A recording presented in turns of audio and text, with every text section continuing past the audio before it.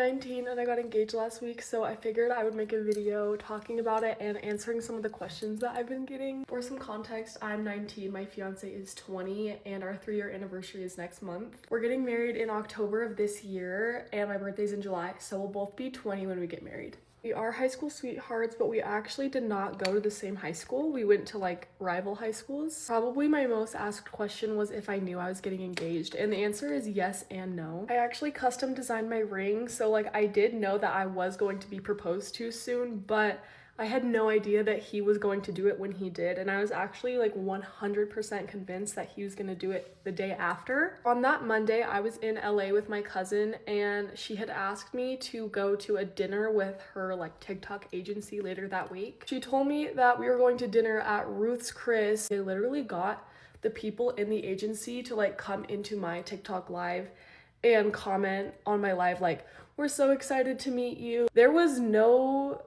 thought in my mind that this dinner was not real. I work with all of my best friends, so they all knew that I was getting proposed to that night, and I had no idea. So like the whole day they're all asking me about my plans tonight, like I'm telling them about this dinner that I'm supposed to go to. Looking back, I don't know how I wasn't suspicious. I was just wearing a normal like jeans and a top. Like I was definitely not dressed to get proposed to. So they're all asking me like, "What are you gonna wear? Are you gonna wear that to dinner?" And I was like, so that night I drive up to my cousin's apartment because she is supposed to be taking me to this dinner. Obviously, we ended up at my proposal, not at Ruth's Chris. That was my proposal story. I can do a more in-depth story time if you guys want to hear it. It literally ended up being perfect. Like I could not have asked for a better proposal or ring or anything. Like it was just perfect. Another thing that a lot of people have been asking is how we are going to afford it since we're so young. Luckily, my parents are paying for our wedding. We are helping out a little bit, but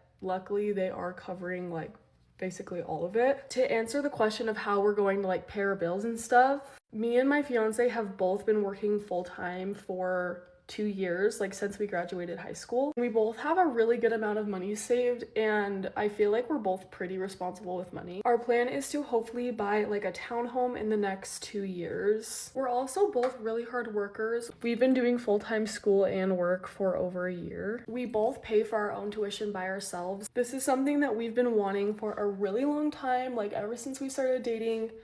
3 years we've wanted to get married, we've never broken up, and we've just been so excited waiting for this for 3 years.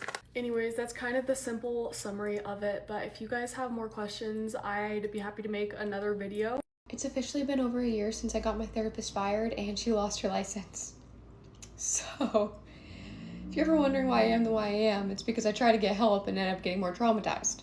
So let's talk about it. Okay, so basically a year ago, I was the most depressed I think I've ever been in my entire life, and I once maxed out depression meds. So that's saying something. Anyways, I was finally like, you know what, I'm gonna go to therapy, and I'm gonna try and talk this out because I have so many years of trauma, and I think it's weighing me down a little. So after literally weeks of doing research, I found this therapist, and we had our first session, and I thought she was gonna be amazing. Like, she created such a safe environment, but was also super chill and casual, which made it seem like easy for me to talk about things. And just a glance into what my therapy sessions looked like, I sat down and she goes, "Okay, so you're depressed, you have anxiety, and you have PTSD. And I said, "I've never been diagnosed with PTSD. And she grabbed my hand, she said, "Oh honey, I'm diagnosing you right now." So that was within the first 2 minutes of the session. Anyways, like any first therapy session goes, you create a long plan. We were gonna do once a week therapy sessions, and she kind of gave me a timeline of how we were gonna work through my trauma. And I was like, you know what, this is great. I'm type A, I love a plan. So I was ready to stick to it. Okay, so remember how I said we were supposed to meet once a week?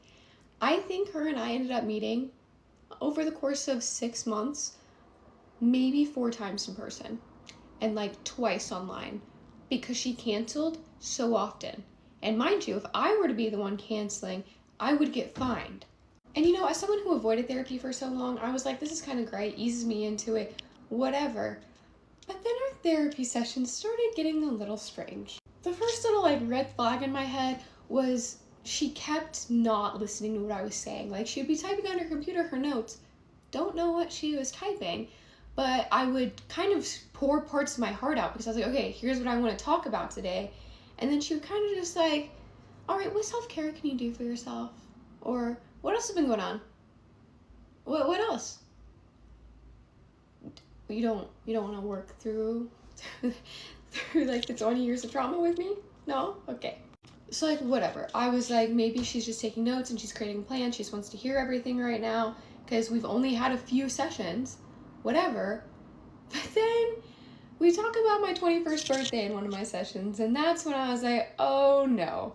She said, tell me about your plans for your 21st birthday. And this is the beginning of the session, so we always start out lighthearted before we get into the trauma. And I was just like, I don't know, like I really want to plan a trip to Europe in the end of summer, so I'm trying to think low key, nothing crazy. And she brought up the topic of going to strip clubs. I was like, yeah, that's definitely an option. You can do that when you're 21. Not me, but you can. And this is no hate to strip clubs. But then we spent the entire session talking about how much she loves strip clubs. And I'm not kidding. 40 minutes talking about how much she loves them. How it's her favorite thing to go do with her partner.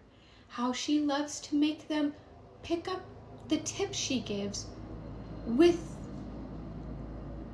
their butt, and she would hold up and show me the size of the hole.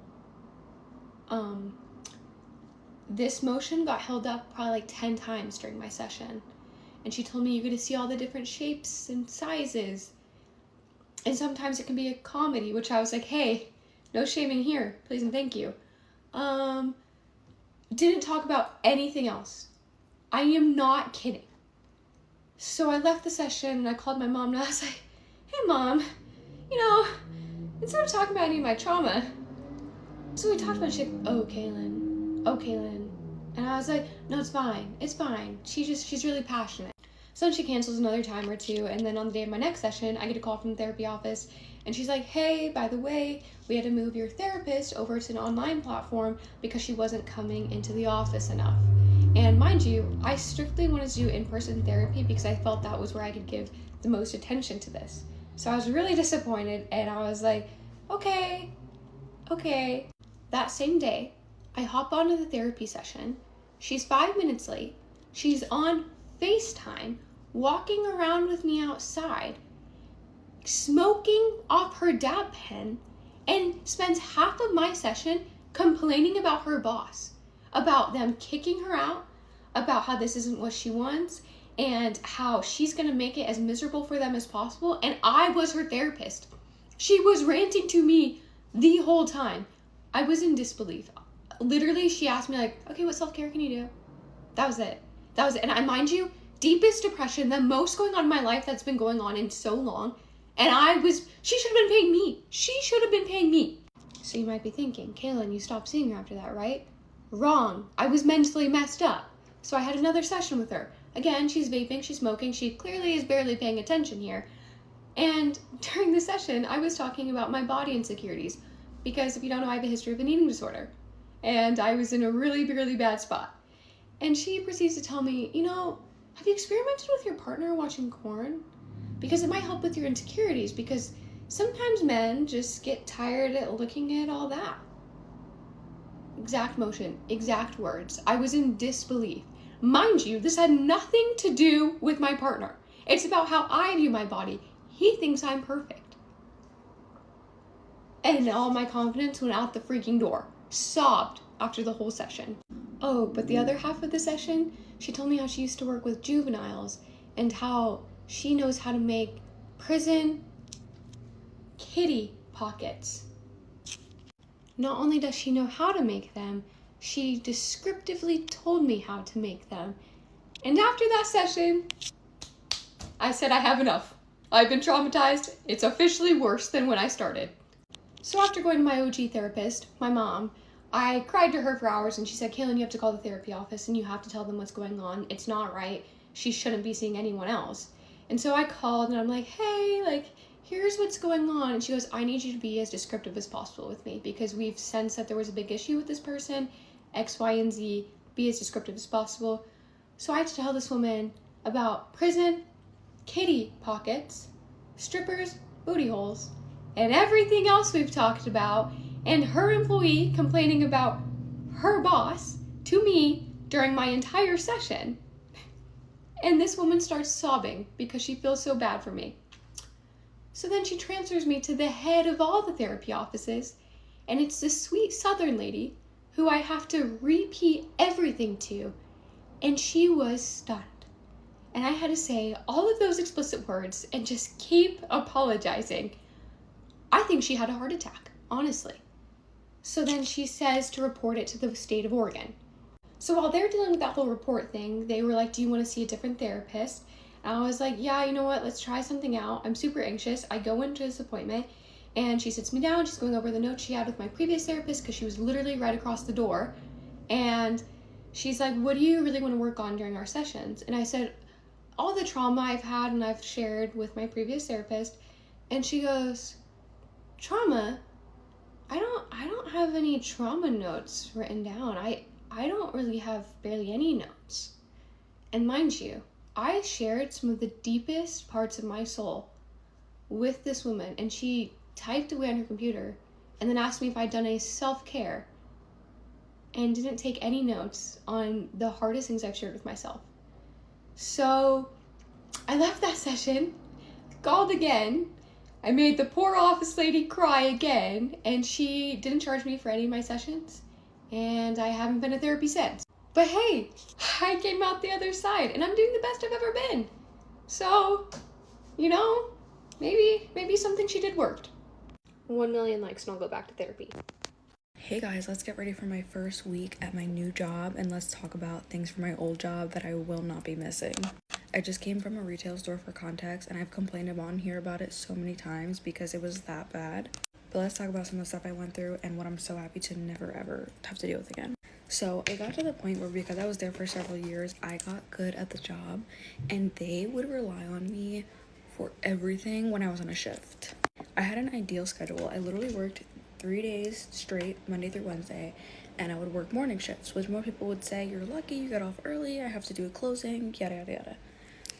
But no, when I tell you I was put to work on those morning shifts in the way where I literally crashed out multiple times, I would be doing the work of 4 people. I'm not even kidding. I would look around and I would see the managers and coworkers like all doing one shipment thing or all doing something together, and I would be the one with the register all day, and my store is busy, so it was like literally nonstop. So I'm juggling the register, the fitting room, helping people on the floor. So because they're nowhere to be found, the customers are looking for me and asking me while I'm mid-ringing somebody else to go and help them get that shirt from over there. Or to the point where one of them will be closer to the fitting room, but they'll call me from the front of the store wherever I am to go get it. They'll be like, can you get the fitting room? And I'm all the way over here and they're right next to the fitting room just because they don't want to go. That was crazy, y'all. That was crazy. Literally PTSD. I would never get a break on the register. Even if somebody else was there, which there rarely ever was, they would only schedule one cashier, I would still be the one. Like, I can come in at 12 and there was somebody there at 10 and they'll still have me count in and be on the register. Now looking back, I'm like, maybe they were doing that a little bit on purpose just because they wanted me to just be stuck there and have to deal with all that stuff. You know, you can't trust anything, and there's been a lot of weird stuff that's happened, so who really knows the tea? But when I tell you guys, by the time my shifts would end, I would be literally in agony from pain. It was bad. I started getting like this like really bad hip pain, and I'm 25. Like, why am I having pains like this? Just because being on my feet stuck in the same spot, I felt so trapped over there. It was like not even funny. Another thing is phones. Oh my god. So we literally had to lock our phones up. We were not allowed to have our phones on us. Can't glance for a text. If you have a family emergency, guess what? Their family needs to find out your store number, the fact that you're at work, and call the store. Eventually I got an Apple Watch because I was like, fuck y'all, like I've been here for years, like I'm gonna have some type of way. And they all had Apple Watches too, so I'm like, you guys can't say nothing to me. And they were chill about it, which I'm like, okay, good. But I always thought it was crazy and frustrating that we were not allowed to have our phones because they just did not trust us. Like, this company and the rules that they had, you could tell that they did not trust their employees at all. Like, at all. Another one that's common in retail, but I also hated it, was bag checks. I'm still having PTSD when I leave my new job because I'm like, oh wait, y'all don't have to check my bag and see all my personal belongings. And sometimes it would even comment on what's in your bag, like, oh that. And I'm like, bro. Or if you made a purchase, it had to be this whole thing. You had to like sign 3 different papers. You had to have them count every item in your bag. And I get it, they want to do like loss prevention, but it was still annoying. It's like, I'm a grown woman, like why am I dealing with this? Another one is you have to wait until they told you can go on your lunch break, and they're supposed to go in order from who started the earliest to who was there the most recent. And they would choose, just because they didn't feel like it or they weren't that hungry yet, to not go on their break. So if my break's supposed to be at 1, they're supposed to go at like 12, and they would choose not to go till like 2 or 3. So there's sometimes I would be waiting till like straight up 4 o'clock just for like a quick break. Sometimes I would take my break when my shift was almost over, and not by choice, by force. Like if it was my choice, okay, but it wasn't. I kid you not. Another thing is the go backs. Towards before I left, they started getting even worse with it, to the point where every morning I'm coming into a rack and a half full of stuff from the night before, and they refused to do it. Literally, like, straight up would say, I'm not doing that, and they would ask me to do it every time. So I have like a bunch of other stuff to do and also be on the register, but I have to do the go backs, and then they want me to put out shipment, and then I never get it done because I'm in between customers and I'm also trying to do the go backs. And they wouldn't even clean out the fitting room. They would let it pile up this crazy and then wait for me to get back from break and have me clean it out. When I tell you, like, the way it was like management was like the CEOs, and we're their little peasants, and they're gonna make us do whatever they want. But at my store, like, literally the policy is that managers are supposed to do just as much, if not more, as the sales associates, but the ego was so inflated that never happened. And, like, listen, all love towards certain of them. I know that they're, like, just in the wave, but I do feel like it was a bit taken advantage of, and yeah. Like, I was comfortable there, I knew what I was doing, but at the end of the day, like, none of that was worth it anymore. Even when I talk about it, my fight or flight kicks in. I'm not even kidding you. Anyways, this is the makeup, guys. Simple, literally simple. Get ready with me while I tell you about the time that my boyfriend ghosted me by pretending that he was in a coma. We're gonna go back to when I had just turned 18. I was a freshman in college, and COVID had just happened. So in the middle of my freshman year of college, COVID happened. Now, when I was 18, I was naive. I was just having a good time. Everyone was in a crisis, and you couldn't meet with people in person because of COVID. And I remember meeting this guy online, but he went to the same college as me. And I was like, okay, cool. Like, that's nice. We were the same age. As I said, I was very naive at 18. I was just doing my thing, right? So him and I would talk every day. I'm gonna use the word boyfriend lightly because we were talking and he had said, like, hey, like, I'm not talking to anybody else. And I was like, hey, I'm not talking about, or like talking to anybody else. Mind you, it's COVID, so we can't go hang out. We can't hang out with anybody else. This was when, like, you literally couldn't leave your house. This was like prime COVID. This is before they had like any restrictions. You had to like set certain times to go everywhere. It was crazy, okay? If you know, you know. So him and I would FaceTime every day. We would talk every day.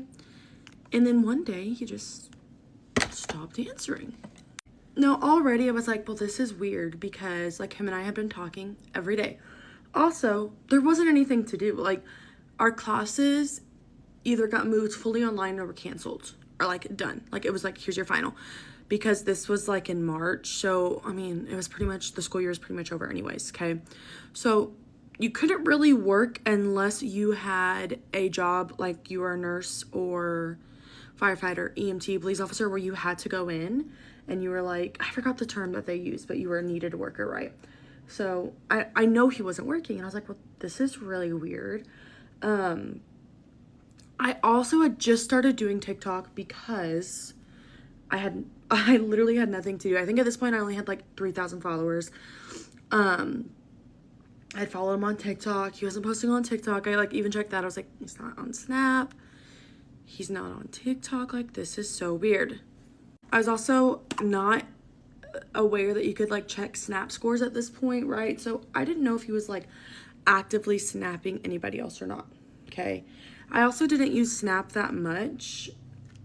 I don't know, I just didn't use it that much.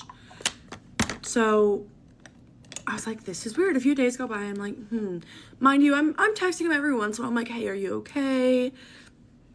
Like, hey, did I do something to upset you? You're really worrying me. I'm like, okay, well, that's like really weird. It's really weird. So I kind of just go about my life because I'm like, what can I do? I can't pull up to this man's house. Or his apartment at the time. I was like, I can't pull up to his apartment. I can't demand him to answer me. And then COVID's just making this all harder, you know? So I'm just like, okay, like, I guess. I think I still reached out to him a few times just to be like, hey. And I remember he had mentioned his sister. Now, his sister was, I think, like a year or two younger than us. I think she was in high school. He was from the area of the college. So, like, she was in the same city. And I was like, you know what? Like, let me see if I can find her on TikTok. Because, maybe I can reach out to her and be like, hey, did something happen? Like, I was just really worried. And no way in my mind was like, I'm getting ghosted. I was like, I'm really worried about him. I'm so insanely worried about him. And I remember I did find the sister's TikTok. And I had messaged her. And I didn't get an answer for a while. And I was like, okay, you know what? Like, I'm kind of over this. I'm kind of done. Like, I don't really know what I can do. And this is like several weeks have passed. I'm like, I don't really know what I can do. You know, like, I did all that I could. I reached out to him. I tried to reach out to a family member. Like, I hope he's okay. Maybe he's just going through something. Around like the 1 month, 1.5 month period, I also was like, you know what? He might just be ghosting me. Like, that idea was then in my head towards like, maybe he just didn't want a relationship, didn't know how to tell me that. I moved on. And at this point, they kind of opened up the city. And they said, you know, you can do this, you can do that. So I started working that summer. And then I could hang out with my friends and stuff like that. So I focused on that. I was doing my own thing. And I remember, I think I either unadded him or blocked him on Snapchat at one point. After like 2 months, I was like, kind of done. Like, it was just making me sad seeing it there. I'm like, because I don't know if something happened to him. I don't know if, like, you know, I don't know. Mind you, we had never ended things. We had never broken up. Okay. And I was like, I'm done. On my side, I'm done. And that's where I thought I would leave it. However, it took a turn. I'm on TikTok one day, and I remember making a video that had kind of blown up. And I was getting all these notifications. I didn't really know how to work TikTok. I did not have as many followers. Like I said, I had like 3,000 followers. But this video blew up, and I had so much going on. I was like, you know, whatever. I was getting a lot of DMs. I was meeting new people, making friends, all this stuff. And I remember getting a DM from him. And I'm like, that's so weird. And this is the 3-month point. Like, that's really weird that he just DMs me because what does that mean? And he says, add me back on Snap. Like, we need to talk. I said, oh! I wasn't going to answer at first because I was like, I don't want to talk to you. But I was so curious about, like, what happened. Like, I had no clue what happened. I was like, you know, I want to make sure he's okay. All of this thing. So I ended up adding him back on Snapchat really quick. And my thing was like, I'm just going to hear him out. And if it's BS or if it's stupid, blocked again. It wasn't going to affect me, right? I had him back. He sent me this long paragraph. I wish I screenshotted it, or I was so flabbergasted that I didn't save it. And I wish I did, because it would have been freaking hilarious to read now. He's basically saying, I'm so sorry. I can't even. He said he got in some kind of accident, right? Was in a coma for 3 months. And he said he just regained consciousness, and he went to go text me because, you know, we were dating or whatever we were doing, and I wasn't on a Snapchat. And then he realized after talking with his doctors and family that it had been 3 months, and he was distraught. I was like, what the actual hell? There's no way this guy is telling me he was in a coma for 3 months. He thinks we're still dating. Like, and he's like, you know, asking me, he's like, did we break up? Like, I'm so confused on why you would, like, you know, unfriend me or block me, and you stopped texting me. You know, I was in a coma. I couldn't help it. And I'm like, what? So I text him some more, and I'm like, what are you talking about? Like, I know you weren't in a coma. Like, bro, be so for real. Mind you, we live in a small town, and every time that there's an accident, people are posting it. So, like, it would have been posted. Like, people would have been like, prayers for this family. Like, so I asked him, I'm like, what kind of accident were you in for this coma to happen? Can't tell me. He can't tell me. He doesn't remember. And he doesn't remember anything. He doesn't remember us. Like, he just doesn't remember. And I'm like, there's no way you don't remember. Like, what kind of accident you had. Like, the doctors didn't tell you. Your family didn't tell you. Like, what? So, basically, I blocked him that day. I was like, I'm so done. Like, I'm actually done. This is stupid. I survived without you. I'm fine. I don't need you. Blah, blah, blah. And I have not talked to him since. Mind you, this was a long time ago. However, there's another video at the very bottom of my page where I posted about this. I'm going to go try and find it. It's a lot of scrolling because I literally post every day for the past 6 years.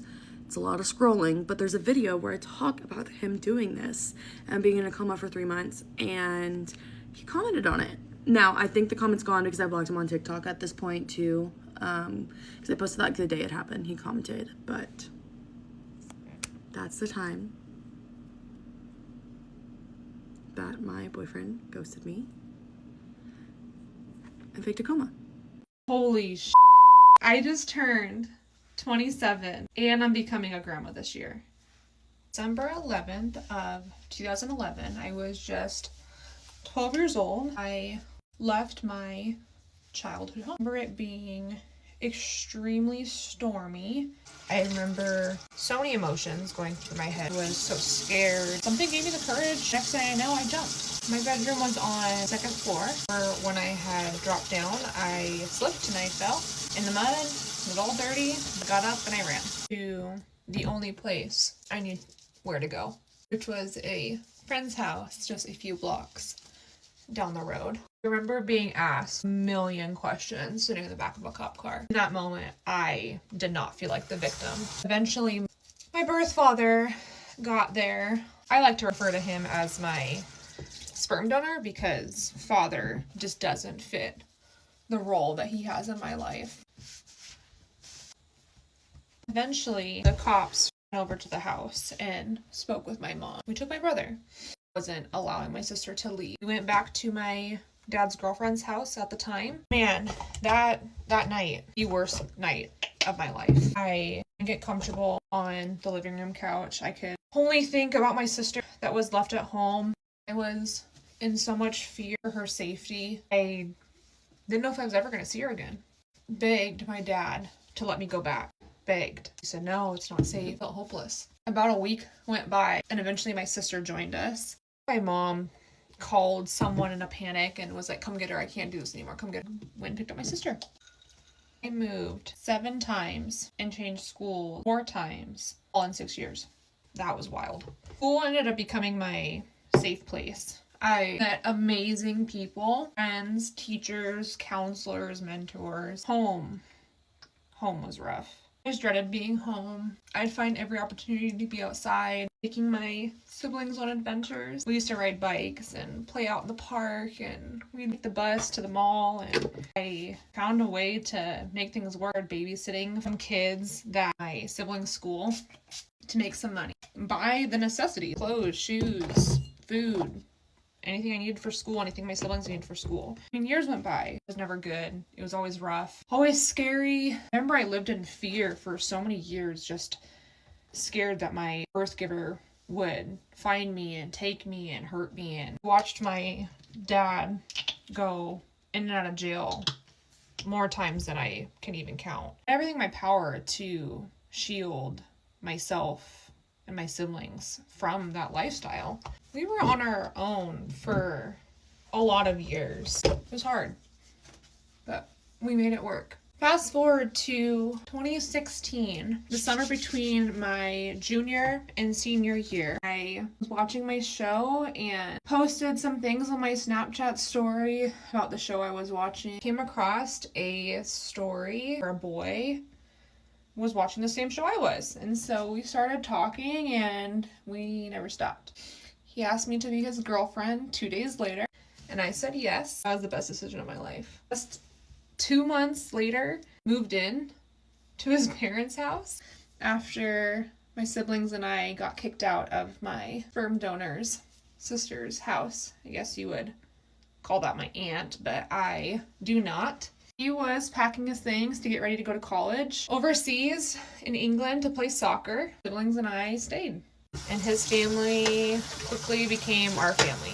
I mean, it took a long time for us to feel comfortable and accept love and know that we were safe. But man, those people, those are my people. They are the best thing that's ever happened to me.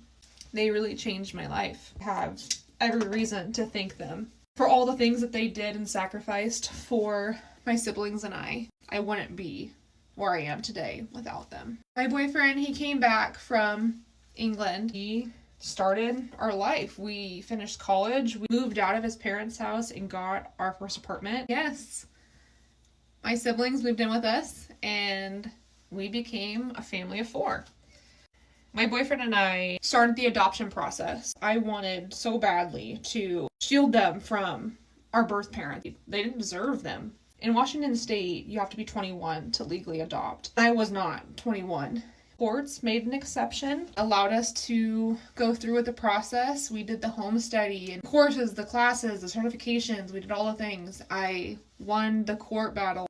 I mean, there wasn't much of a fight. Our sperm donor gave up his rights first day of court, and our birth giver, she didn't have much fight. We legally adopted them. We became parents to 2 teenagers, and that was crazy.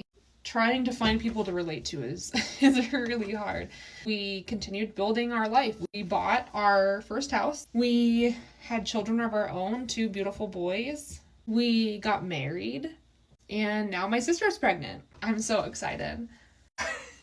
I have to be the youngest grandma out there, right? Not biologically, but legally, yes, I will be a grandma. What does that make me? A grandma auntie grandma?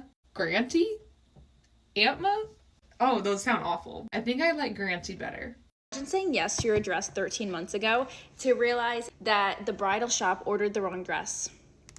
They gave me a tan blush dress and I ordered like a full on ivory white as can be dress. So I told the bridal stylist, this isn't my dress. I was like, this is the wrong color. This is not my dress. And let me tell you what the bridal stylist told me. Oh, that's just the lighting. I'm literally looking at these photos and I'm like, that's not the lighting. Like, that's an ivory dress and that's a blush dress. And she was like, no, it's just the lighting. Like, you're seeing things. I'm looking at my photos and I'm like, in my gut, this is not the right dress. This is not the dress I ordered. So I went back and I said, this isn't the dress. I want you to look at these photos. I want you to look at this, not the right dress. And she was like, oh, like possibly, like, I don't know. And I was like, can I see the sample dress? They don't have the sample dress because I got it as a trunk show. There's no sample dress. On my receipt, it says ordered as sampled, which I sampled the ivory dress. And now they're telling me that it's just the lighting and it's fine. So I told them, I'm not taking this dress. You need to figure out what dress you sampled that specific day and you need to let me know. I got a call today, and so keep in mind, this was yesterday that I went to go see the dress, that I was right and that the dress I tried on was ivory. And that the only thing they can do is I keep the dress that they ordered that was wrong, or I order a new dress that is my dress, and it comes extremely late August, and my destination wedding is early September. Like, I haven't cried yet, but I want to, but like tears like aren't falling. Hi guys, I've had a lot of people asking how my job search is going. And I'm gonna be real honest with you, I at Starbucks with my dad, and I started crying, so I have to redo half of my makeup. I got really far in an interview process, and I really thought, like, I was gonna get this job. It was, like, perfect for me. And I made it to, like, there was, like, a project and 2 interviews, and then I got an email this morning that I was not moving on because there's a candidate that better fit the role. I think that just really did it for me. Like, I was already feeling bad about this entire process, and that just, like, did it for me.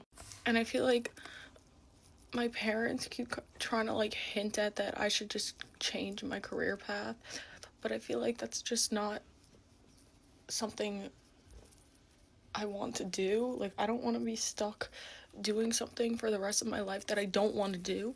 And it's like, even if I did change my career path, like, I feel like it's hard to get a job no matter what. I don't have, like, a connection anywhere. I don't talk to my extended family. Like, I don't have anybody. So I'm kind of like, this wouldn't even matter, I think, to change my career path. And I don't want to go spend money on, like, a master's degree and all of that just for it to be another big waste of time for me. I feel like I do everything they tell you to do. My resume's good. I reach out to people. I network. I go, like, the projects they have me do, I go above and beyond for. Like, I prepare for the interviews. Like, I just don't understand why I can't be the person that's chosen. And I just was sitting there with my dad, and I just felt incredibly overwhelmed. And it's just, I just want to start my life. And it's really hard to just deal with rejection. Like, I get like 5 rejection emails a day. And that one I got today just really, really hurt for me because I really thought that I was a good fit for the role. I feel like my parents keep urging me to, like, rush into something, but I'm like, in today's market, like, if I get whatever job I get, like, I'm gonna be stuck. I'm going to be stuck there, and I don't want to be stuck doing something I don't want to do. And then they always are like, I know they're, like, joking, kind of, but they're like, oh, like, you could always just meet, like, a rich guy. I'm like, I can't even focus on, like, my dating life presently either, because I can't go on a date and then somebody asks me what I do for a living, and then I say, oh, I don't have a job. Like, it's just mortifying. I feel like I'm being held back. I can't cry again, I'm fixing my makeup. I feel like I'm being held back presently in every single way possible. Like, literally every single way. And it just sucks. It just sucks. Like, I really want to just start my life and get my life moving. Like, I'm turning 24.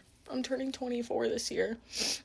I'm like, why can't this happen for me? I'm really confused. Also, I know, like, what my dad was saying, he was just trying to help, but, like, I don't think he fully grasps, like, the job market today. Like, I don't think he understands. Like, my dad didn't get a degree, and, like, he owned his own business, and then he became, like, a police officer. Like, it's not that easy in today's day and age to just have a complete career shift. Like, you have to go get another degree. You have to go spend thousands of dollars on another degree. And I don't want to go and do that if that's just also going to be another waste of my time. And I also kind of just felt like he was trying to make it seem like I wasn't doing everything in my power. And, like, I'm like, you just don't understand, like, how it is today. You just don't. It's so hard to explain that to them, to my parents, and I don't know. I'm just like kind of sick of feeling like held back in my life. I just really just want to start my life, and I feel like literally not having a job is holding me back in so many ways that maybe people don't typically think of. Like, yes, you don't have an income, but it's also just so isolating in so many other ways. Like, I can't cry. Like, I'm 23. I have no social interaction at all besides, like, my family every single day. I haven't seen some of my friends in, like, 2 months.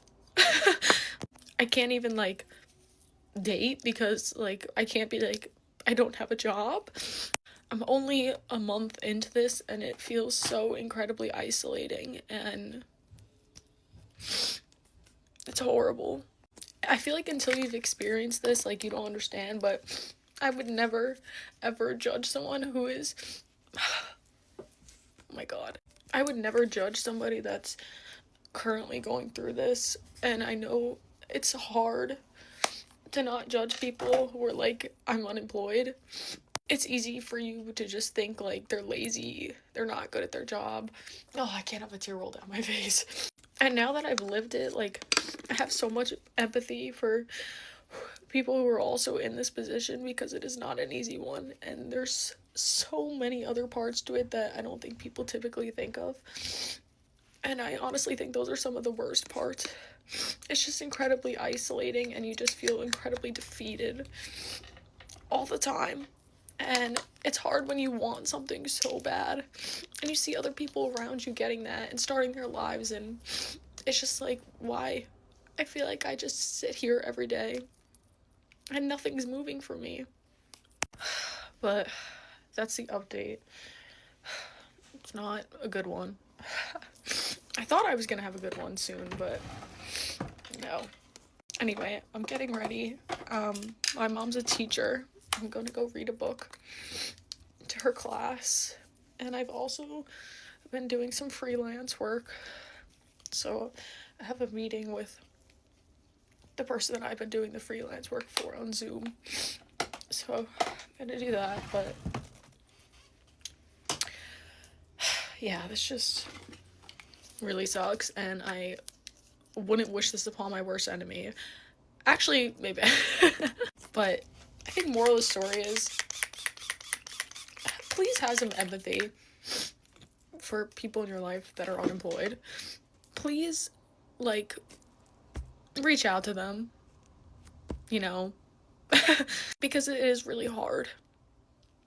This is probably one of the hardest things I've ever gone through in my life, and you just feel incredibly defeated. So if you just show some compassion, that would be really nice. Thanks. Hey guys, get ready with me whilst I tell you the story of how I found out my boyfriend of 8 months was cheating on me the whole time with his girl best friend. There's a lot to unpack here, so you might want to get strapped in.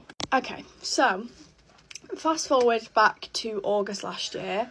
I had been speaking to this boy for months on and off. I'm not gonna lie, I didn't really think anything of him at first. It was just kind of like one of them boys that you speak to every now and again. You don't really see anything with them. You don't see anything happening from it. You just kind of like, you know, you have a few conversations and then you just never speak again. At this point, when we first started speaking, I hadn't been with someone in a good few months, right? So I obviously was not ready. I was just like, I don't want a relationship. I'm so fine with being on my own now. I'm used to it.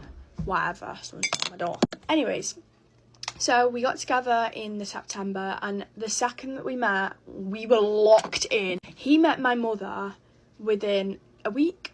Yeah, within literally a week of us meeting, he'd met my mum, and honestly, I don't regret that. Like, we were so locked in. He met my best friend the literal second time that we met.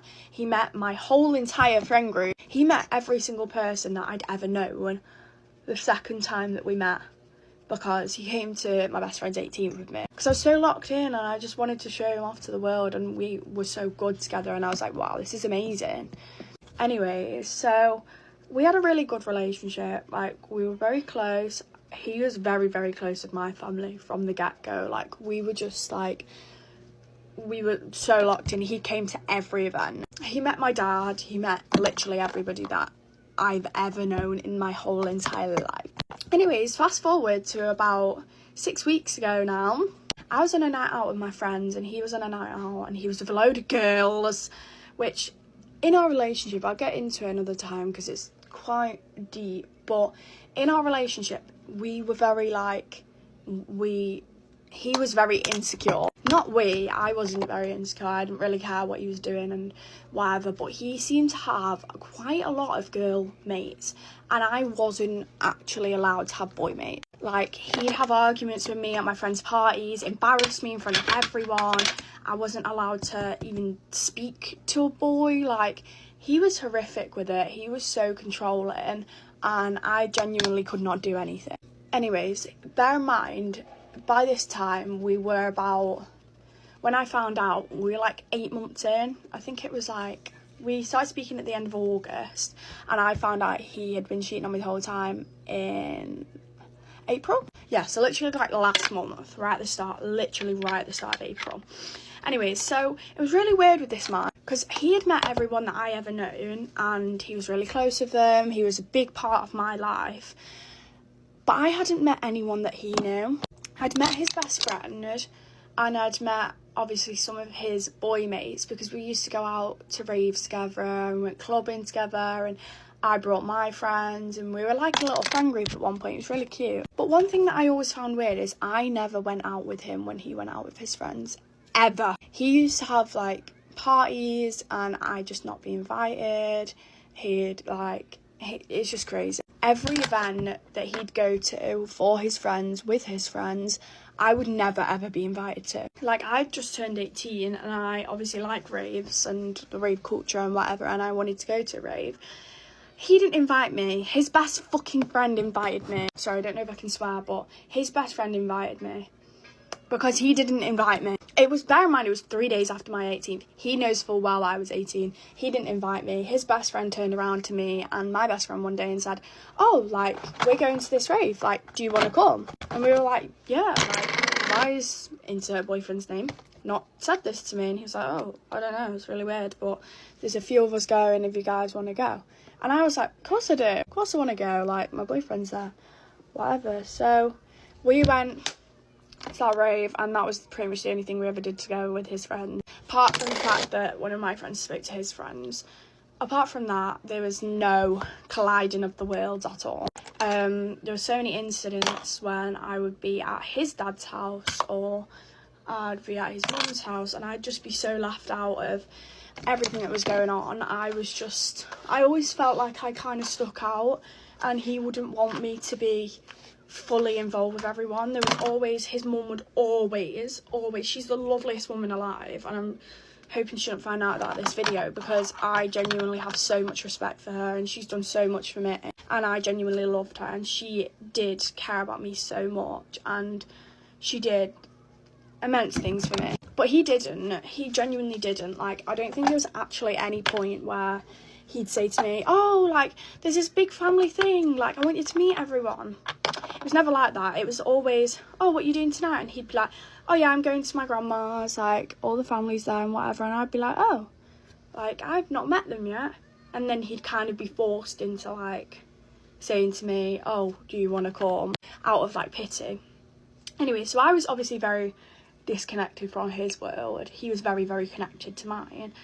And one day I went out with my friends. He was out with a bunch of girls, and I was like, you know what, I don't even care, like, he's with all his friends, like. Anyway, so I had went out with my friends to the pub, and I was supposed to be sleeping at my best friend's house after.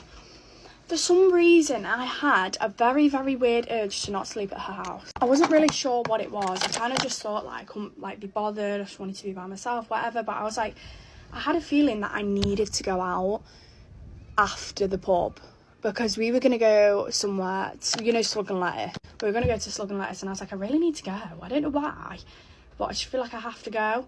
Like, I feel like my body's telling me to go. So I made up an excuse to her, which was very, very shitty of me, and I shouldn't have done. But I did that, and then we went to Slug and Lettuce, and we were having a great time. Anyways, then this girl was running past me to the toilet and was on my arm. I was like, great, this is disgusting, like, I need to go to the bathroom now. So me and my friends ran to the bathroom. Oh no, I don't think my friends were with me. I just ran to the bathroom by myself. Yeah, I was just by myself. So I ran to the bathroom, and I was just like, this is actually disgusting, you've ruined my night. Anyways, and I got pat on the shoulder, and I was like, who is this? And I turned around, and I recognised this girl. I was like, I really know her from somewhere. I don't know who she is, but I really recognise her. Anyways, she says, are you girlfriend? I was like, yeah. And I was like, oh, it's you. Like, hi, how are you? Can't believe I've never met you before, whatever. And she was like, oh, I really need to tell you something. I was like, oh, great. She was like, I promise, like, myself that if I ever saw you in person, I'd tell you, but I just haven't plucked up the courage to message you about it because I didn't want him to lie to you about this and you to not believe me and it's caused problems. I was like, just tell me, just get on with it. And she was like, he's been cheating on you the whole time. Everybody knows about it. So I was like, great. This is so embarrassing on me. And I was like, who with? And she said his best friend's name. I was like, how do you know? Like, has it been proven? Like, I'm just so confused. She was just saying, like, I'm so sorry. Like, I don't want to hurt you. Like, I know you really like him. I know he's really involved in your life. Like, we see it all over Instagram. And, you know, he's very close with your family and whatever. But you need to know before you get hurt big time. She's like, he's not who you think he is. He's just a horrible person. Start telling me all these things he'd done in the past, which I didn't know about. Anyways, yeah. So then she was telling me that every single person on the whole fucking planet knew but me. My best friend's coming to the toilet. I was an absolute mess. I was like, there's actually no way this has happened to me. Like, on a random night out, I knew I needed to come here. Like, it was very, very strange because I just had an intuition to go to Slug and Lettuce that night. And I don't know why, but it worked out in my favour because otherwise I still would have been with a cheater. Anyways, that is my story time. I got cheated. Hello and welcome to things that were normal in my childhood household that would send probably anybody into a coma. Starting off strong, I used to have to go to work with my dad. He would work outside in the heat for 8 hours a day. I would have to like go and help him. And our beverage of choice on these days was a half gallon of whole milk. But we did not own an ice chest, so we would just take this half gallon of milk around with us in the truck for 8 hours. Just both of us drinking out of it throughout the day as it's slowly getting warmer. And to try to keep it cold, we would just cover it with a jacket, and then at the end of the day, if there was still milk left, we would just bring it home and put it back in the fridge. Whenever I had to bring a permission slip home from school for my parents to sign, it was always my dad who signed it, but he never did his real signature because he thought that the school was going to use it to learn how to forge his signature, so instead he wrote his name in really big capital letters.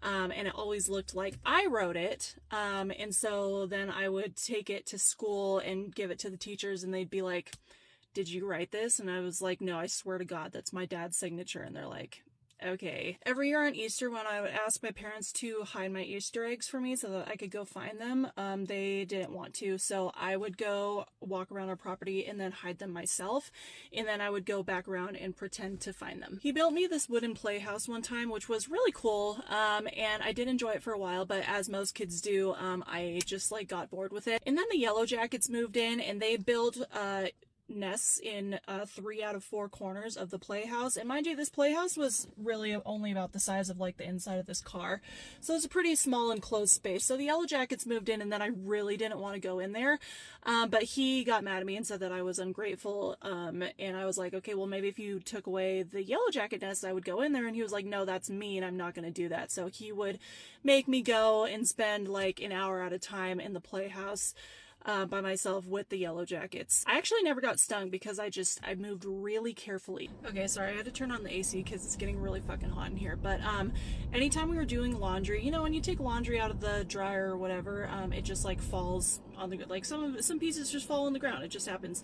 If that was to happen, if any single item of laundry fell on our floor inside our house, it was instantly dirty. We weren't allowed to wear it, and that included socks. My dad's meal of choice for us was blackened eggs with marinara sauce, pickles, and sunflower seeds, and we ate that multiple days a week, every single week, for breakfast, lunch, and dinner. We weren't allowed to eat anything that wasn't organic or had soy in it or had some other ingredient that my dad didn't like.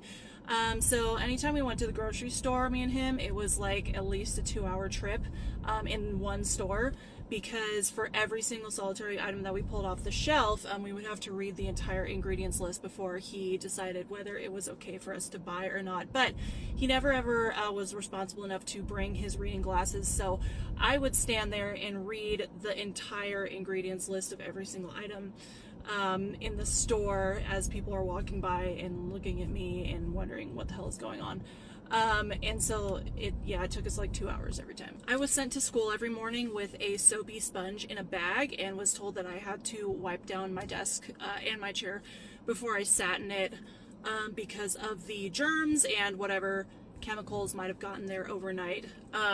Simultaneously, I was not vaccinated. I did have the measles at one point. You know, when you're in class and you have those little mini like whiteboards that you use to like write your answers on, and everyone holds them up at once. Well, I wasn't allowed to use those because, you know, the fumes from the whiteboard markers were going to kill my brain cells. So I had to use a chalkboard instead, but they wouldn't buy me like a regular size chalkboard. So the only one we had was a gigantic purple chalkboard this size. It was from one of these things. That was the only chalkboard that I had. And then I also couldn't sit at my desk while we were doing these whiteboard activities because, you know, the whiteboard marker fumes, they would, you know. So every time we did this, I would have to get up and go sit at a table in the back of the classroom and write my answers on this big purple chalkboard and hold it up. Also, I wasn't allowed to sit in front of any computer that did not have a blue light filter on it. And back then, or at least like what my dad chose, was this blue light like thing that you stick like on the monitor of the screen, like it velcros to the screen. So in computer lab, I had a special designated computer that had the Velcro on it with the screen on it. And that was the only computer I was allowed to sit at when we were at the computer lab. But the other kids didn't know that, they didn't understand. So other kids would get there first and sit at my computer. And I couldn't sit at a different computer because my dad would always ask me, like, did you sit at your computer? And he would always know when I was lying, and then I would get in trouble. So I was like, okay, I have to sit at this computer.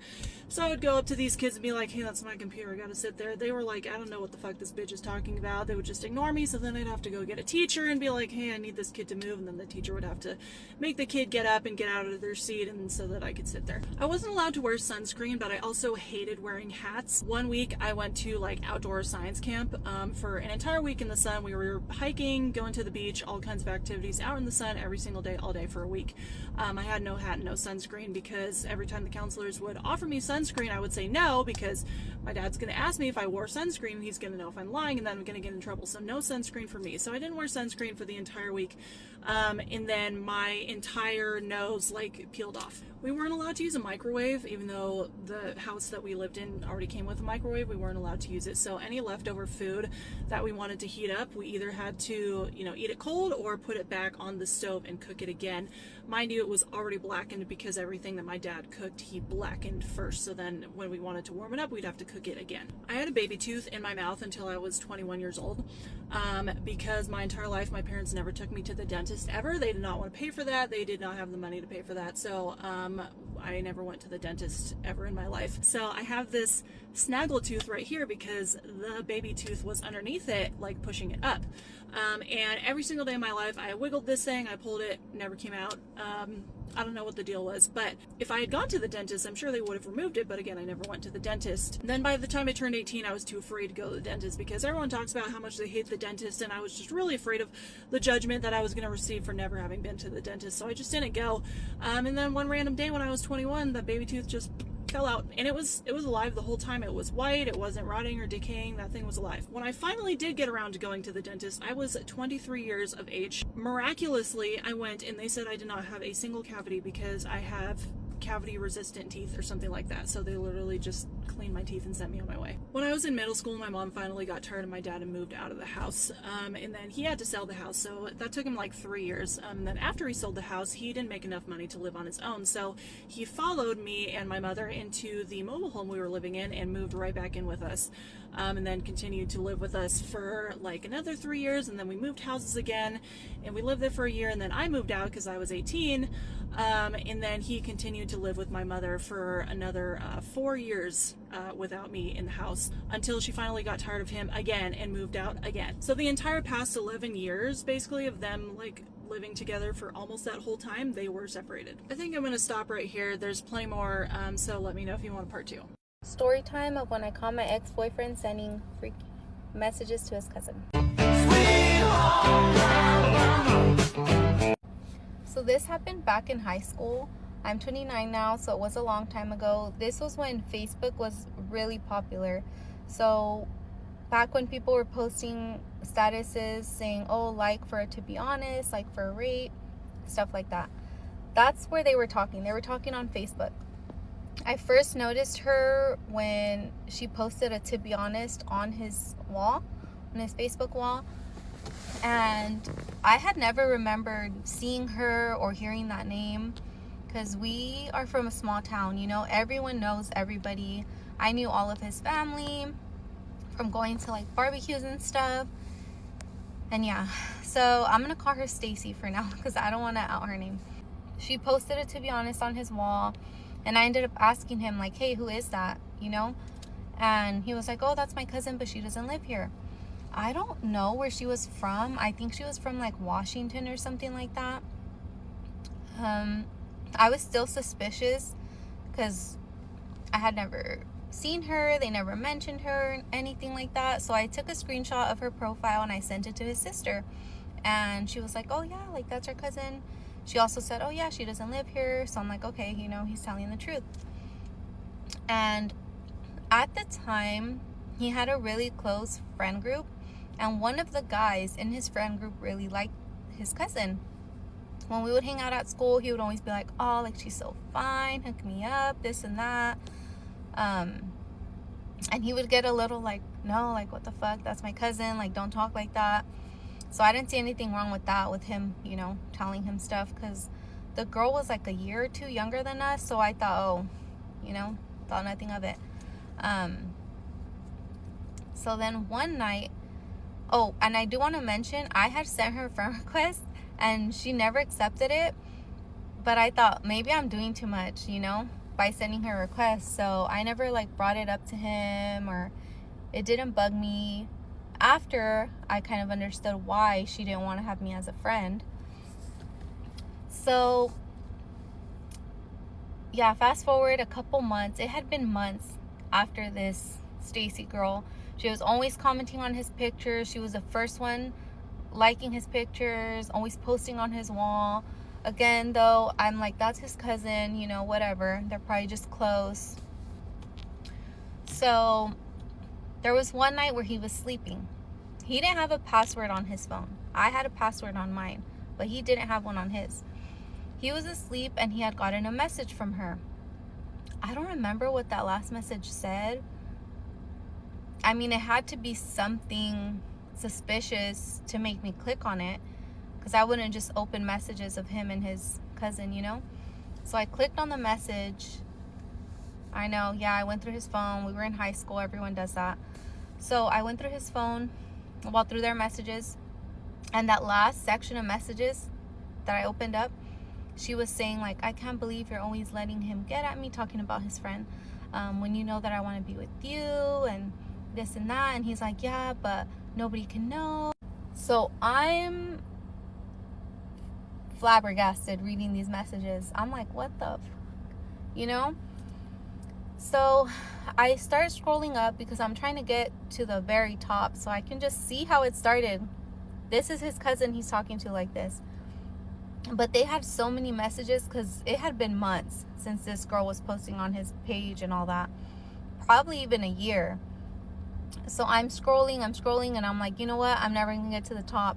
I end up stopping where there's a screenshot. And the screenshot is a picture of her on her, it's like her on her bathroom mirror. You know how those girls back then would take, like, they would sit on the mirror like that with their butt showing and like their face turned, like breaking their back? It was a picture like that. It was a screenshot of a picture of her like that as a wallpaper, if that makes sense. Anyways, he had sent it to her, and then he's like, oh, remember when Shakira saw you as my wallpaper and got mad? And she put, haha, yeah. Which that never happened. I had never seen him put her as his wallpaper. That never happened. So I was like, okay, whatever. And I keep reading, and there's messages of them saying like how cute their babies would be if they had babies together and how much they liked each other. He was just complimenting her, telling her how pretty she was and how he couldn't wait to see her and what they were gonna do. Like, the messages were getting, you know, they were talking about certain stuff, sending each other pictures. She was sending him pictures, he was sending her pictures. What really shocked me was he had sent her a picture of himself in the shower, and it was from like on top of his mouth down. His feet were in the picture. His feet were in the picture. Yeah. and the angle was like this, you know, and you could see his feet, whatever. Yeah, so he's in the shower, obviously not wearing clothes, sending that picture to his cousin. And then they start, you know, talking. And I'm screenshotting a lot of these messages. I wasn't screenshotting the pictures because, one, I didn't want those pictures on my phone. And two, that's just disgusting. Why would I want those? So I was just screenshotting like their messages. And then I also noticed they were talking about his friend, and him and his friend were super close, but they were talking about like how ugly he was. She was talking about she would never be with him, never give him a chance, and blah blah blah. So I'm screenshotting all these messages, and then he's still asleep. I'm pissed. I'm disgusted. I'm just like, what the fuck? Like, no way. Like, I couldn't believe it. So I end up texting his mom. And I tell her, is Stacy really his cousin? Like his blood cousin? I need to know now. And she's like, yes, she is. And then I went on her profile and I screenshotted one of her pictures and I sent it to her. I said, is this her? This is what she looks like. She said, yes, that's his cousin. What's going on? So I'm telling her, like, I caught them talking and I sent screenshots. I sent the one that said how cute their babies would be, and then the one saying like how much they really liked each other. I didn't feel comfortable sending his mom their like messages. Obviously that's his mom, you know. Bad enough they were talking about having babies already. That was enough. So I send them to her. She's pissed. She is pissed off. She's saying that that's disgusting. She can't believe her son would do something like this. She did tell me that she was gonna reach out to Stacy's mom and send her the pictures and everything so she can see what was going on with their kids. I don't know if that ended up happening. I honestly don't know what happened with the situation. I woke him up. I told him to get his things, that I already seen everything, that I caught him, that I seen the messages of him and his cousin, and he's freaking out. He's like, the look on his face, he was like, oh my God. Yeah. So I told him, like, I told your mom and I sent her screenshots. He starts really freaking out. He's trying to get my phone, trying to see what I sent her. But he did manage to get my phone. But like I said, I had a pin on mine, so he couldn't even get in it. He ends up leaving, whatever.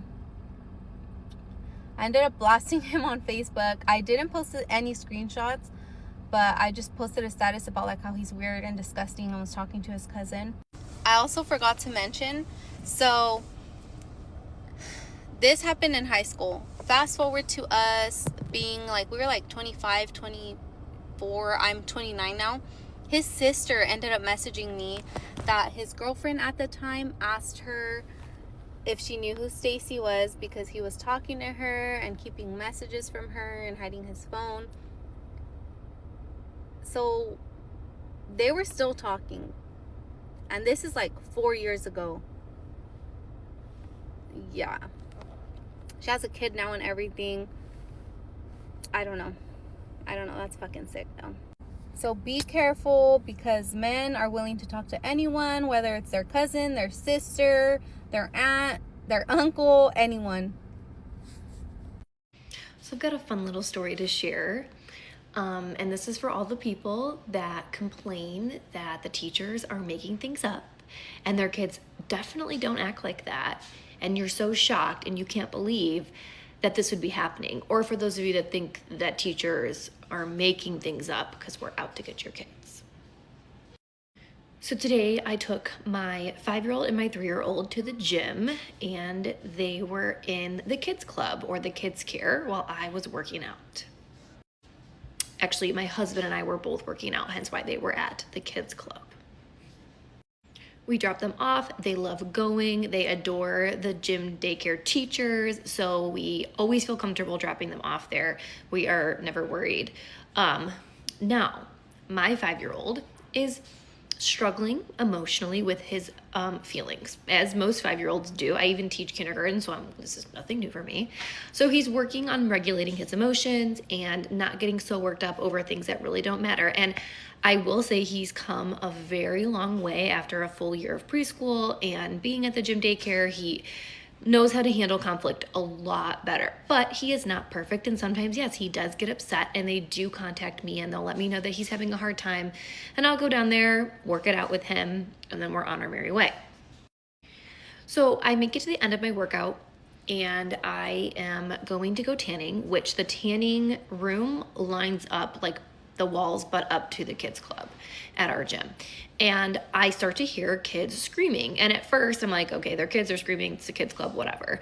But then I recognize that one of the children screaming is my son. I recognize his voice because he's my son, so I know that it's him that's screaming. So I'm listening to see, like, is he playing and screaming, or is he having a moment and screaming? Because if he is, and it doesn't settle, I'm gonna go in there and help him through his moment and make sure that he's, being nice. So I start to hear my older son screaming. He sounds pretty upset. He's yelling, "Leave me alone, go away, leave me alone." And then I hear another voice yell back at him. And this voice sounds significantly older than him. So then I start to get concerned because I'm like, okay, what is going on? They're screaming so loud, I can literally hear them through the wall. And I immediately just assume that my son's having a hard time. And I'm almost like blaming him without even knowing what's going on. I'm just like, okay, he's having a moment. I need to go intervene and help him through this. To my surprise, when I walk in, the teachers are like, it's not him, it's this other kid. So they proceed to tell me that the other kid is aggravating him. He's like kind of instigating him, antagonizing him, bothering him. And he has been asked to stop multiple times. He's ignoring the workers. And then he's just continuing to kind of go after my son. And so immediately I just am like, oh, we're not having this. The teacher and me came out. I'm like, you. And I like point right at him. And I'm like, come here. And he looks at me because he's like shocked this is even happening, right? Walks over to me and I'm like, how old are you? And he's like, 8. And then he just like looks me up and down. First of all, this mother effer looked like he could have been 15. He was huge. So when he said 8, I was shocked. But that's besides the point. So I look at him and I say, well, you realize that you're fighting with a 5-year-old, and it sounds like you're instigating him and you're purposely trying to irritate him or upset him. And the workers kind of corroborated my story or my assumptions, and they said, yeah, he's a terrible child. He doesn't listen. He gets in here and he riles everybody up and he instigates, and he'll throw chairs. He's the worst. So now I'm thinking, well, why is this kid even here? I mean, obviously this is not his first incident, so why is he even here? But whatever. And I asked my son, I say, what's wrong? What's happening? He said he's being mean to me. He won't leave me alone. We were playing, but then I asked him to stop. And so it sounds like they were playing a game, and then somewhere along the line, my son decided he's done playing this game, and the kid was like, no, we're going to still play. Turned into a power struggle. My son is loud. He's not going to go quietly. So he was letting him have it, letting him know, like, get away from me. I'm done. Leave me alone. So ultimately, I tell this kid, I say, you're 8 years old, he's 5. You should know better than to continuously go after a child, especially if someone has said, stop or no, or that's enough, or leave me alone. Like, any of those words would indicate you need to back off. And I let him know, like, obviously these adults in here are telling you to stop and you are not stopping. That's not acceptable. I was like, and so you need to figure out how to behave, or you probably shouldn't be here. And I noticed he's got an Apple Watch, and so he keeps looking at his Apple Watch. And I said, do you want to call your mom? Because I'll be happy to talk to your mom. And the workers were like, please don't call his mom. His mom is so mean to us. She's so rude. She doesn't even like acknowledge our existence. And we've tried to talk to her about him, and he's just terrible, and she doesn't care. And at that point, I'm like, no, I'm not okay with this. So I give him my 2 cents. And he's the entire time just like looking me up and down, basically like to me, at 8 years old, mind you, because he thinks he's a man. And I couldn't take it. I couldn't take we deal with this in school all the time. And now here I am dealing with it like on my personal time. And now it's directly affecting my own child. Like, our society is quite literally doomed because we are letting boys do whatever they want and think that they can do whatever they want and be disrespectful. You could just see by the look in his eyes, he was disgusted that I was even addressing him. Like, he doesn't respect women. Like, probably doesn't even respect his mother. Like, it was so sick and so disgusting. So we did we filed a complaint. And we basically said, like, we don't want this kid needs to go. And I even told him, I'm like, call his mom, I'll talk to his mom, because if you guys are afraid to talk to her, then there's a problem here. Because she obviously knows her kid is an issue, and if she is being rude to you and avoiding talking to you, it's because she knows what's coming and she's trying to avoid that. So this has been a really long story, but long story long, he thought he was going to sit there and ignore me. And I looked at him, my final words to him were, I know you can talk louder than that because I heard you screaming through those walls. So you're going to need to acknowledge what I've said and at least say, okay, that you understand. And he goes, okay, I understand. And I said, good job.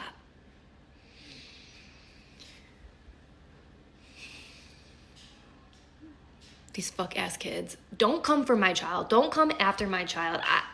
Trust me when I tell you, if you mess with my child, and I even made my son apologize because I said it's not okay for you to yell at people like that. So mind you, I'm still going to make my child apologize because he's not perfect.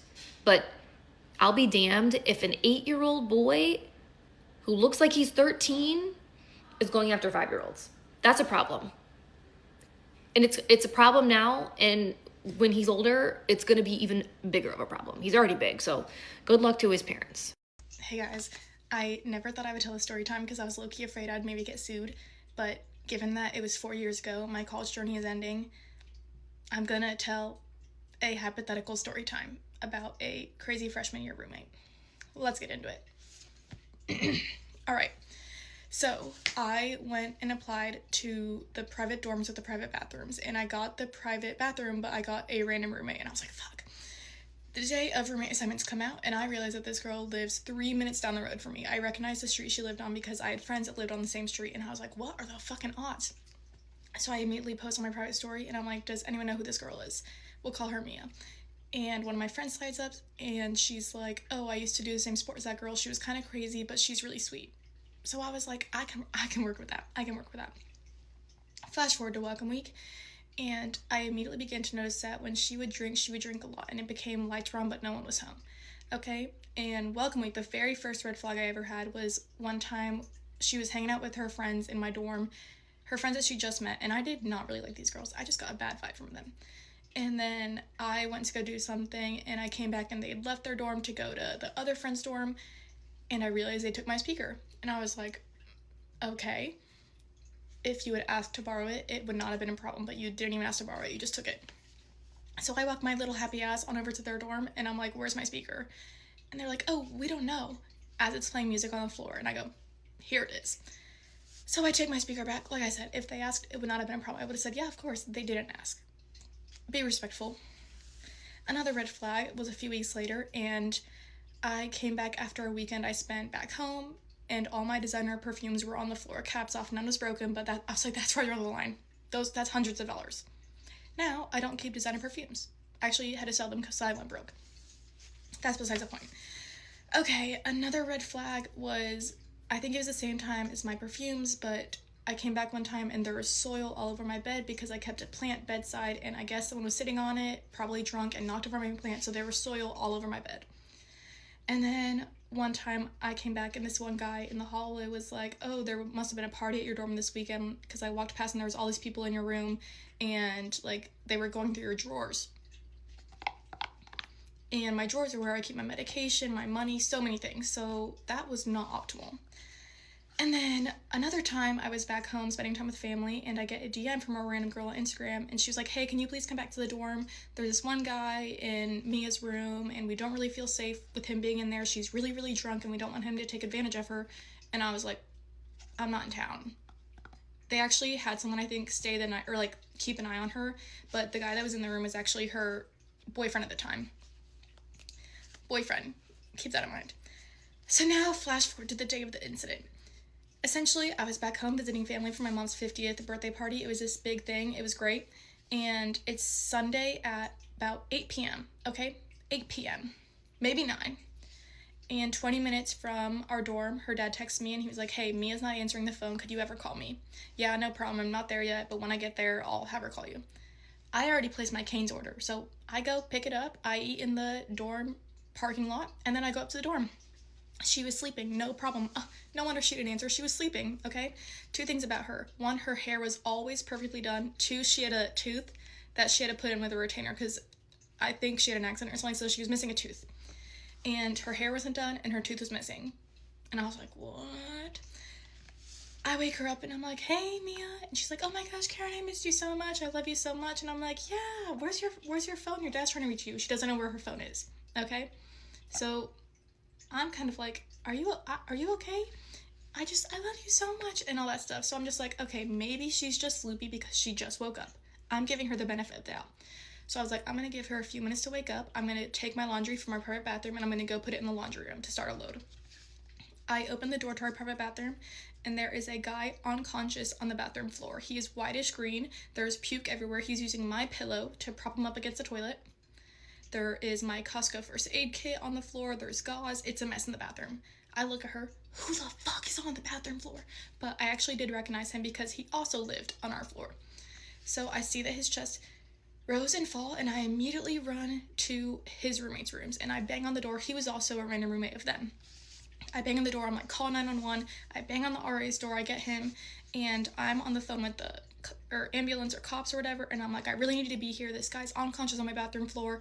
I give them the address, and they sent an ambulance on the way. The hospital was like 5 minutes away, so it was a super quick drive for them. And as I'm doing this, he had awoken from unconsciousness, and Mia's sitting there, and she's like, don't worry, he's okay, I just need to pat his back. And I'm like, the cops are on the way. And the RA, actually, he would not come into the room. And I was like, help.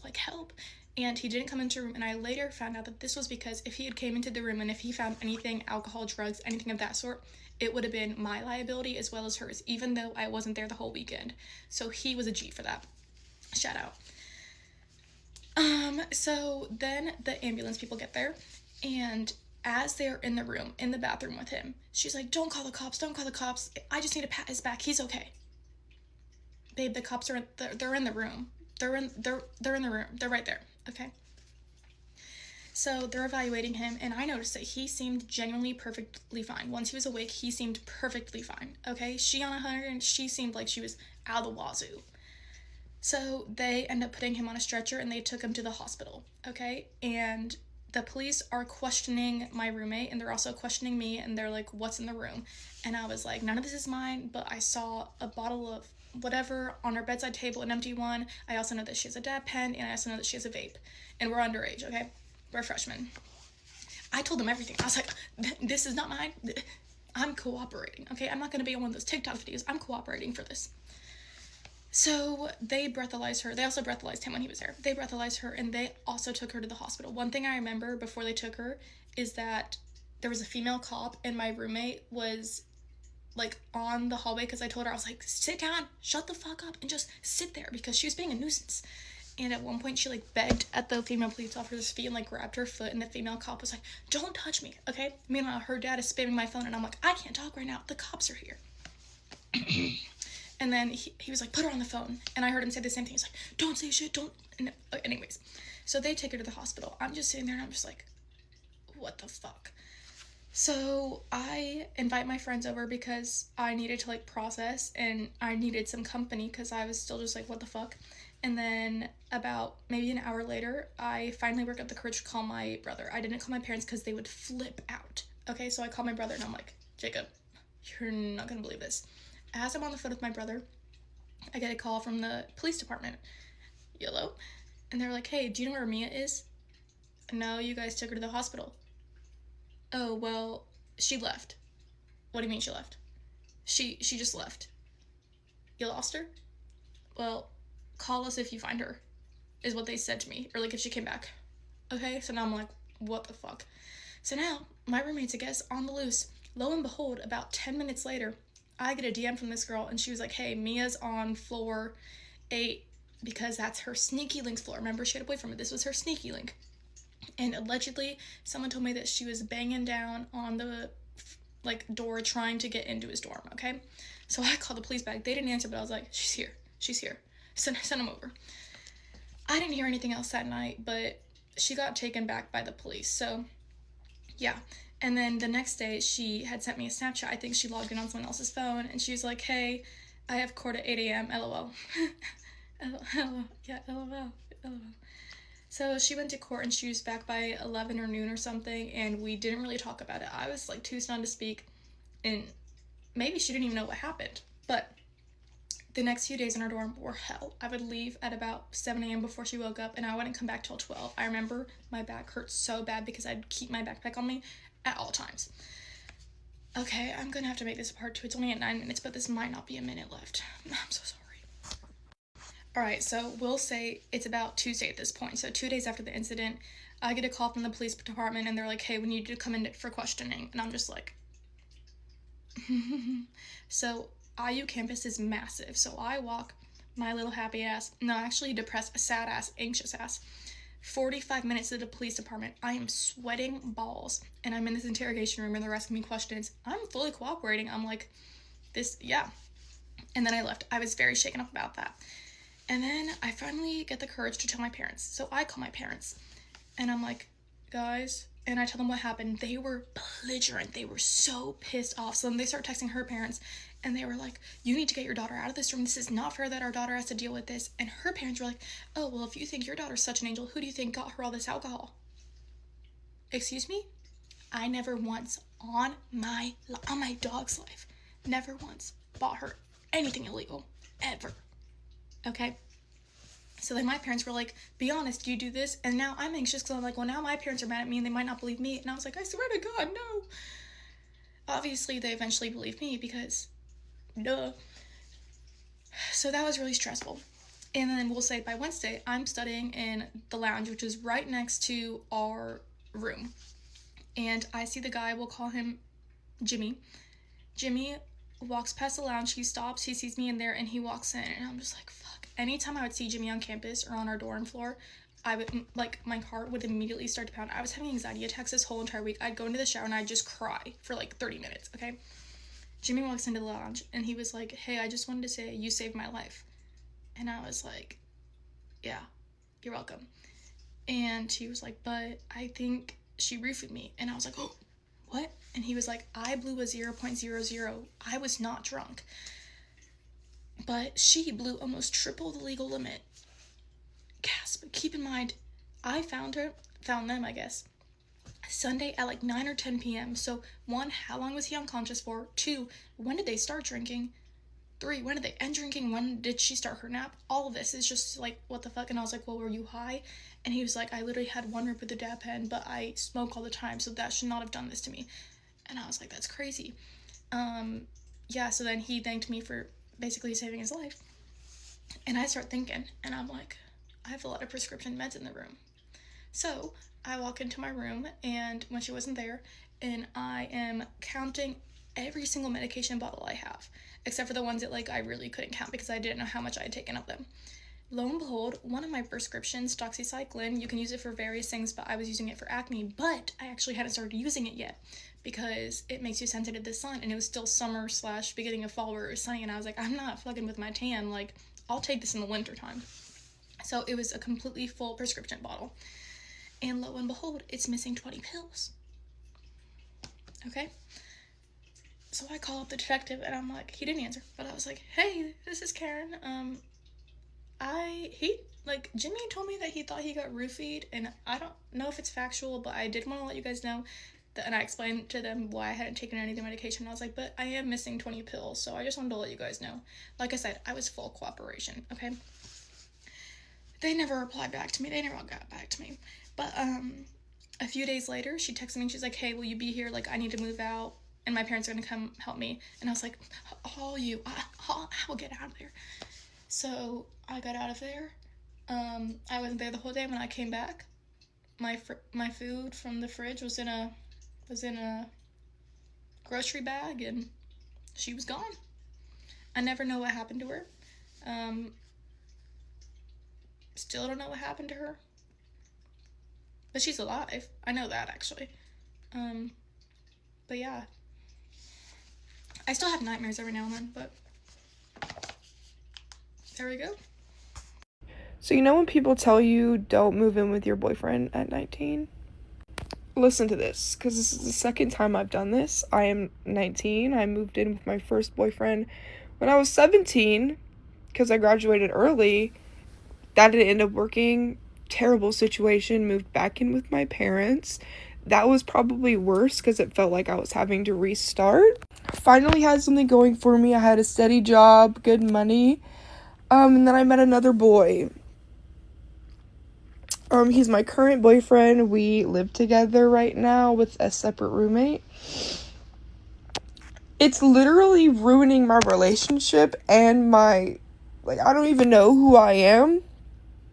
And this is so hard to talk about because it is just so heavy on my shoulders literally every day, every second of the day. I love this man so much and he does so much for me. Not even in like a materialistic way, like physically and mentally he does so much for me, but also, hold on, it's kind of hard to explain and put it into words, so bear with me. I haven't given myself time to develop like who I am and what I like and my hobbies and just things that I want for myself. Obviously I had an idea in high school, but high school you and adult you was so different. It's not like he's enabling me of doing the things that I want. It's that this is so hard to explain. Maybe this is a unique experience for me, but I just feel so stuck. Not that he's like literally making me stay here, but I just feel so stuck. Like I don't know who I am. I don't know what I like. I don't know anything about myself, and I never gave myself the time to grow and know myself. And he didn't either. And we just got thrown together and we have to do it ourselves. And we have to figure out who we are and what we like and our personalities, our individuality. We have to figure that out. But you're together. And for me, it's so hard because I'm constantly thinking about other things. And I should have just toughed it out by myself and figured it out by myself. And because I didn't, I'm having to learn the hard way, and I'm having to fight myself. Like I'm literally my worst enemy. I'm fighting my own demons. I don't know if this makes any sense, but I hope somebody out there relates to this because I'm really struggling right now. And I don't want to break up with him because we've gone so far. And I'm not in the financial situation to do this all on my own and just us still be happy. And there's no way I can go back to my parents because that was not a good situation. And that's why I felt like I needed to get out in any way I could so quick. But yeah, just let me know if y'all are feeling the same way, and if I'm doing anything wrong. Like I literally try so hard, but it's never enough. I don't know, guys. So I just got back from the grocery store and I'm only making a video because I'm wondering if anybody else has this happen to them. I know this happens to other people, but I'm that person that the cashier tells you their life story, or you bump into someone and they feel like they can like lay a burden on you or share a story, and that's kind of been my MO my whole life. And I don't know what that is about me, my personality, my aura, whatever. But another thing that happens to me a lot is that I cannot leave the house or go out in public without my hair being talked about. I know it's well intended. Like I don't think they mean anything mean by it. They're not picking on me. If anything, it's a compliment, but it is kind of annoying. This is definitely a champagne problem, but it's just not always fun to like hear people comment on your appearance. I'm shopping at the grocery store and this woman goes, "Are you Irish?" And I said, I I mean, like a little, she said, or are you Scottish? And I was like, I mean, I think I'm a mix of both. She said, or English. And I was like, I actually think I'm like the most English, and then, you know, like a blend of the other two. And she said, have you ever been there before? And I said, no. She said, what are you waiting for? And you know what? What am I waiting for? Money. But that was just kind of like, okay, whatever. Like, I'm just trying to get my grocery shopping done. I just took a nap. I gotta make dinner. Okay, and then I'm checking out, and I had a bottle of wine, and so the cashier asks if she can see my ID, and I'm like, yeah, of course. Hand her my ID. She looks at it. Mind you, I got a new license like month and a half ago, so I do like look like my picture. It's not one of those things where it's like you like 10 years ago where you were like 30 pounds skinnier, because I had one of those too. But this is like an updated license, but it is black and white. South Carolina just changed their licenses from color to black and white. So she's looking at it and she goes, this looks nothing like you. And I'm like, oh, okay. And she had been taking a long time to look at it, and I'm like, you can scan it if you want, like it's not, you know, it's not fake. She's looking at it and she goes, you can't even see your freckles on here. I feel like that's a huge indicator of who you are. And I was like, oh yeah, yeah. Also, I don't have a lot of freckles right now. But I was just like, okay. But she was like, you mean your hair and your freckles, like how is anyone supposed to know this is you?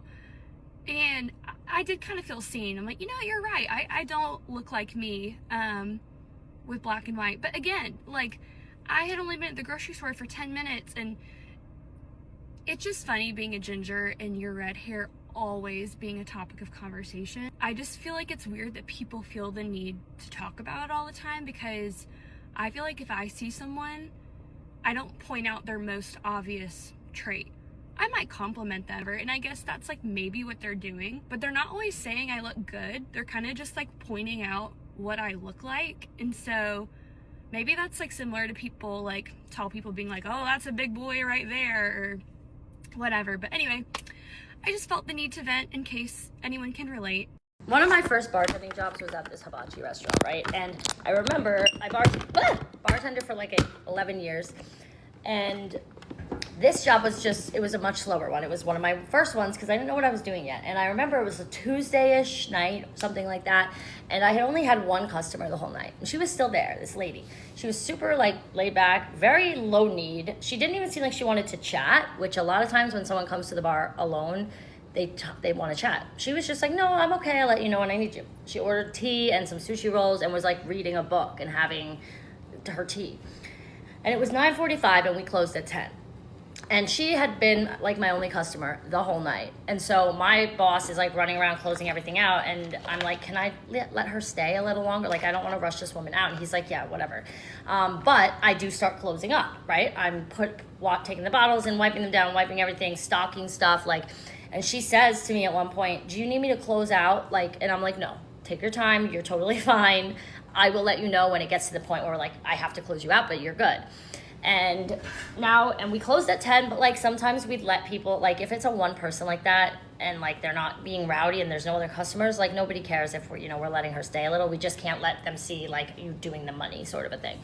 So whatever, it's like 9:52 and the door opens and there had been, and all the servers are gone, the hostess is, everyone's gone but me, the manager, and the cook, right?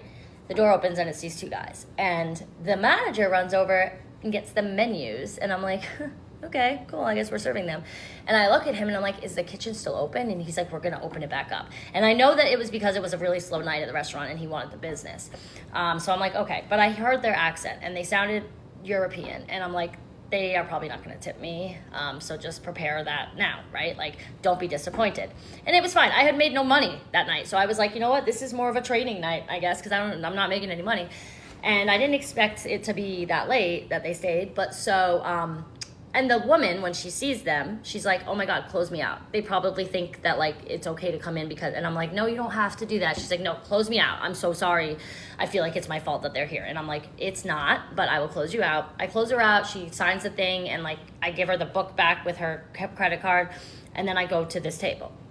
Now this table, yes, they sat at a table, even though there were no hostesses or servers. And they sat at like the furthest table from the bar, so I'm like running across the restaurant, right? But no one else is in there, so I'm like, whatever. They wanted lobster and steak hibachi, like that, like volcano flaming drink, like all of the things that are the most extravagant, that require the most things. And I'm like, okay, taking everything else out. And I'm just going with it. I'm like, I'm not going to make these people feel rushed, even though I know they're probably not going to tip. And even though we're about to be fucking closed, it's my job. And that was always the attitude I had, even though sometimes it sucked, right?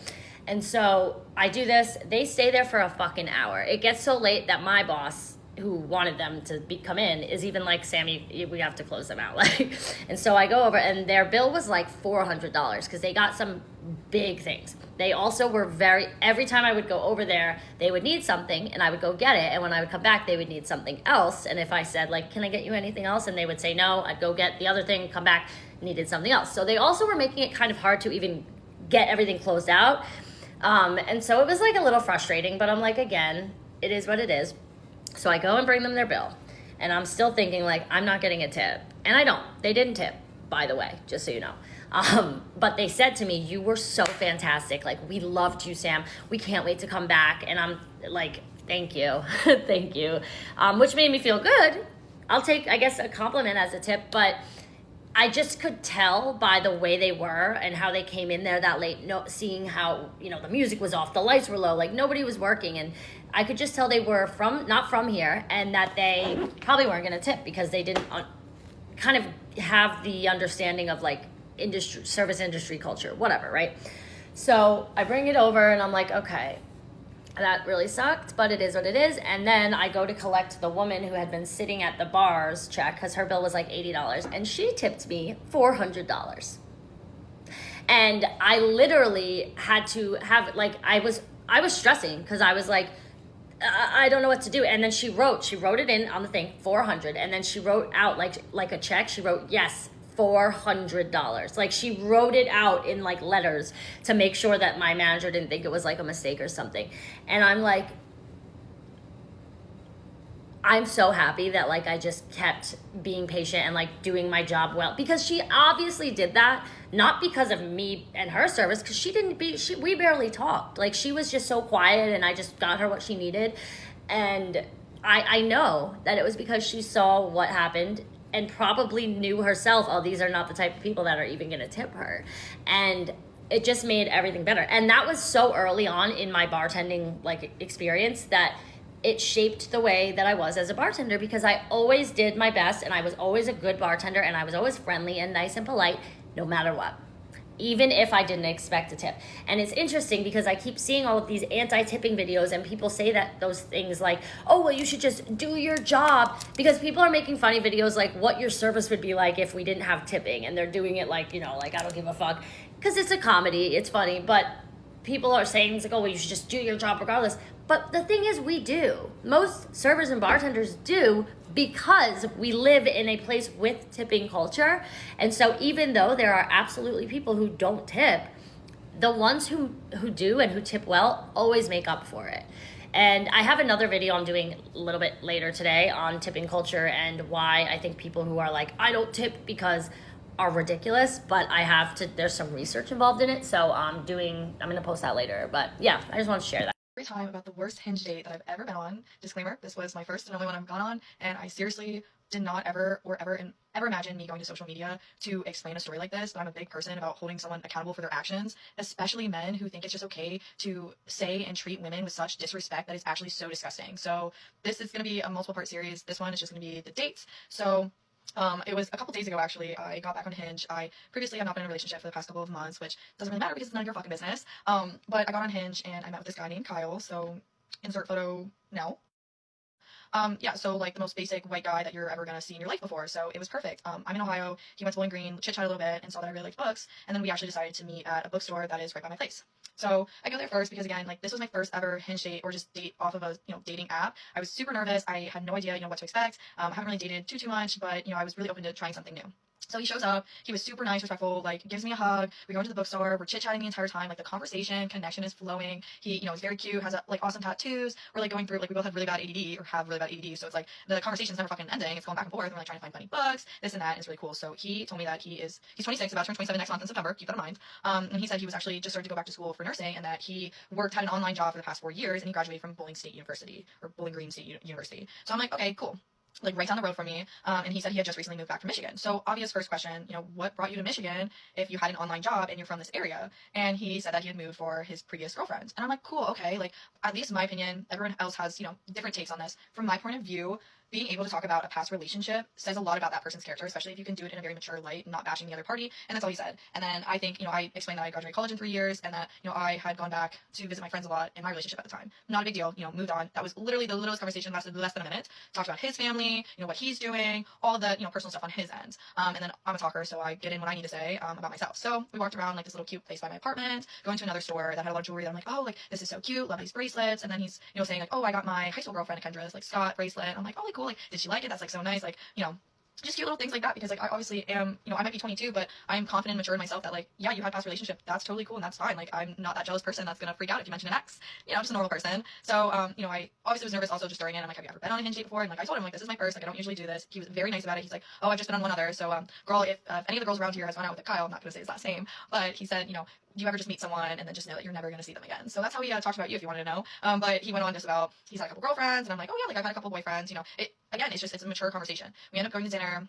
Dinner was amazing. Like, again, like our conversations were constantly flowing. We were just talking about like our lives, this and that, and, like different things. Like, it honestly, like the best date I've ever been on. So I had asked because again, it shows a lot on your character, how you speak about your ex. So, you know, I was like, how long ago did you and your ex end? And like, you know, what happened? And he starts off and goes, well, we just didn't agree on some things.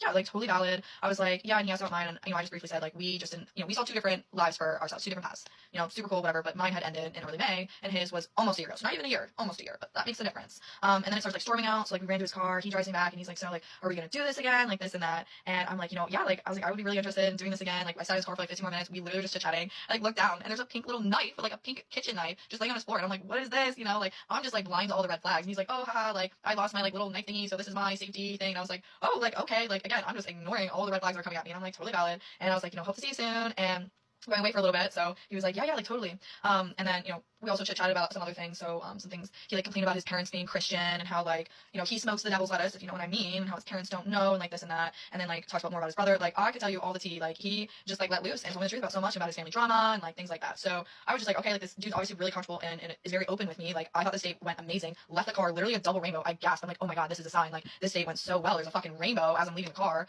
But I'm going to save the rest for part 2 because it gets worse. So anyways, I did leave the car, and then that was it for the night. So the date was amazing, but the way that this man acted after was the most immature and childish thing I've ever experienced in my entire life. This is part 2 of the worst and only Hinge date I've ever been on, and this is, again, just to hold men accountable because I'm sick of men treating women like shit for no goddamn reason. So this is part 2, left off that I left the date. Literally the date went absolutely amazing, like no complaints there. I thought we vibed heavy, you know. So the next day, he texted me close to 4 p.m. and just says, hey Ange, I had a really fun time yesterday. I did want to ask what you were looking for right now since you mentioned you ended a relationship in May, right?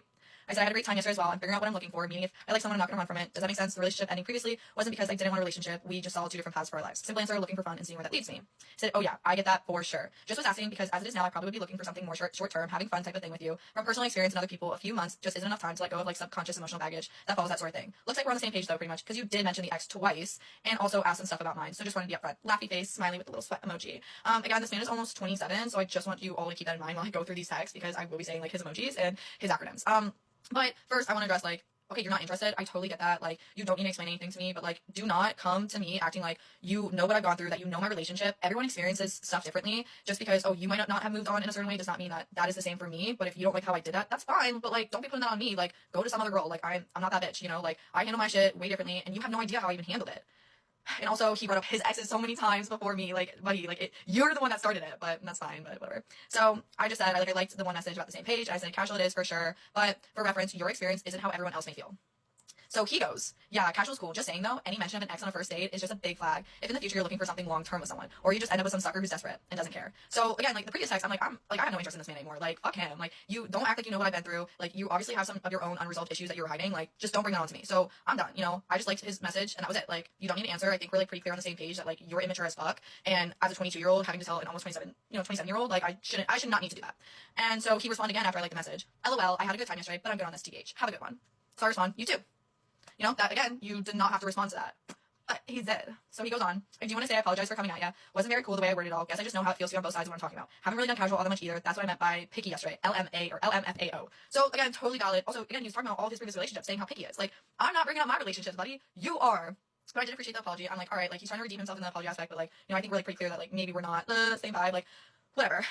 So I responded. I said, it's alright. I'm a pretty headstrong woman, so sorry if I seem bitchy by like just liking the message. I truly only asked about the dating history because it shows the other person's character on how they talk about them. Didn't mean to make you uncomfortable or cause a red flag to pop up. I'm new to this all. Also, I only brought up mine once after you asked, so I need to clarify that one. I've never done casual or anything like this before. This is all new to me, and I truly did not mean to offend you in any way. And what I was trying to say about the different experiences is that, as I'm sure you did, we censor some things. No one knows what happened in a relationship except those in a relationship, so a new party can't predict when someone feels or what someone feels when that person leaves a relationship. But I won't harp on it. I get you're not interested, and that's totally fine. I appreciate you being able to communicate that with me instead of just ghosting or something. I wish you the best of luck in your studies. I was and am extremely impressed on you going back to school to pursue something you're interested in rather than staying in a career field you aren't passionate about.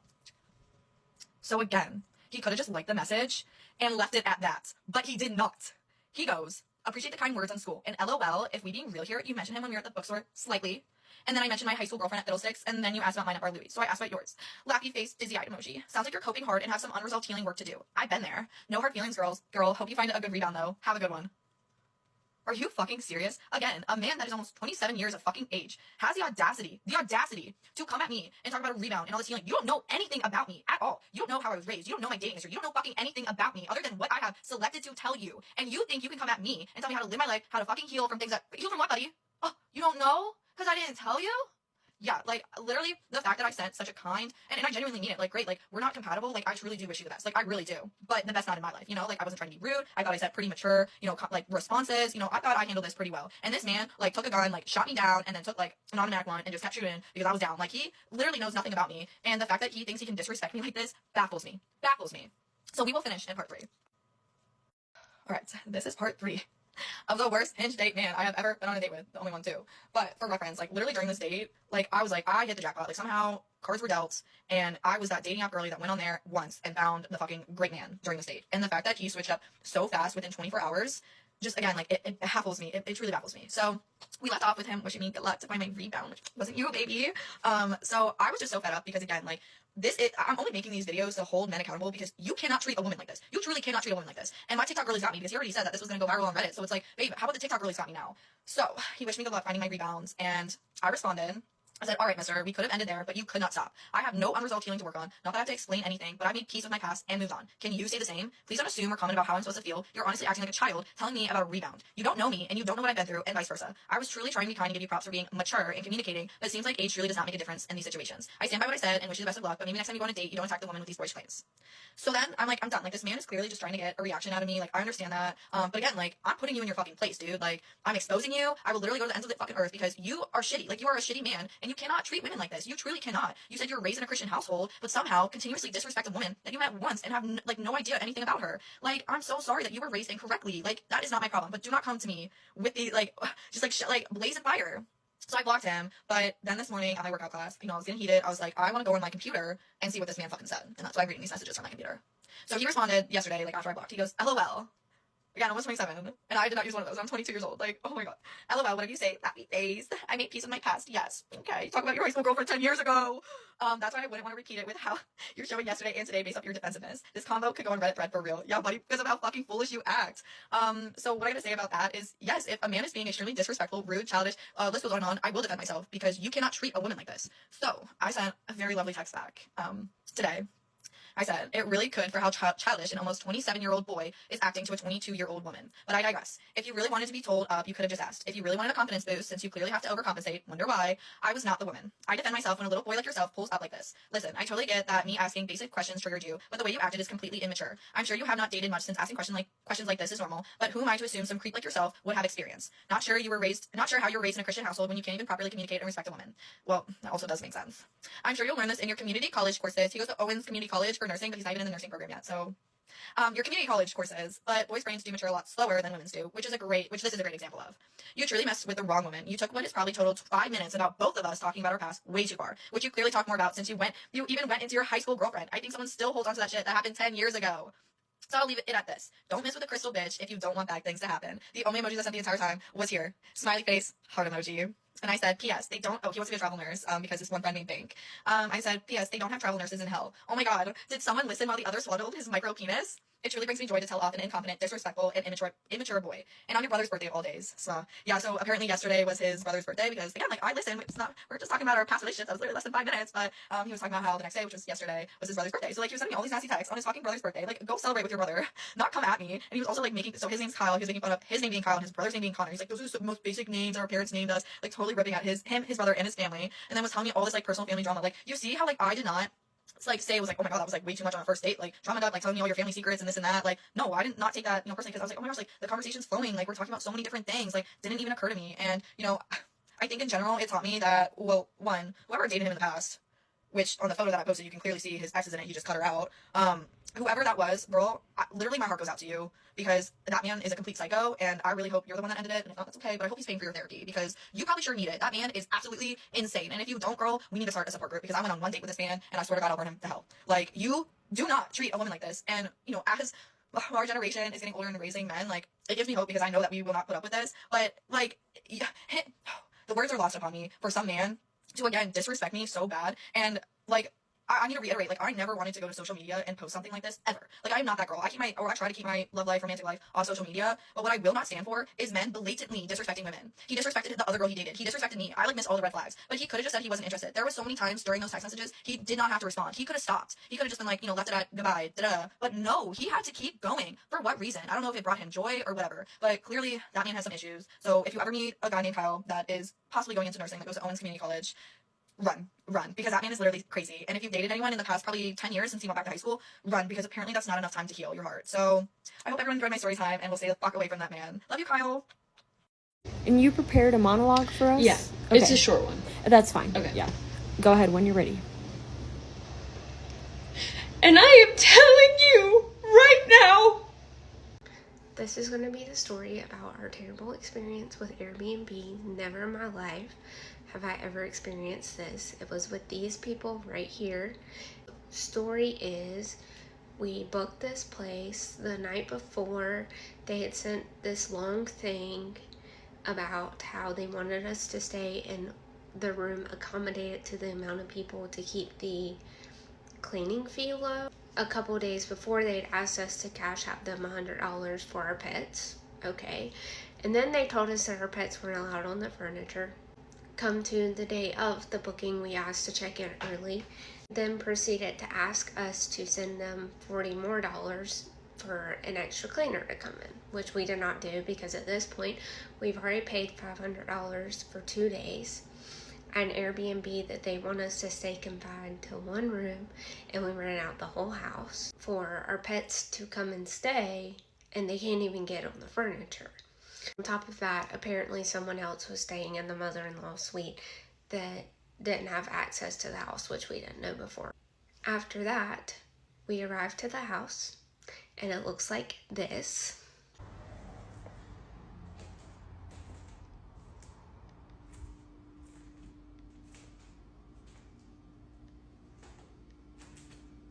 Hello.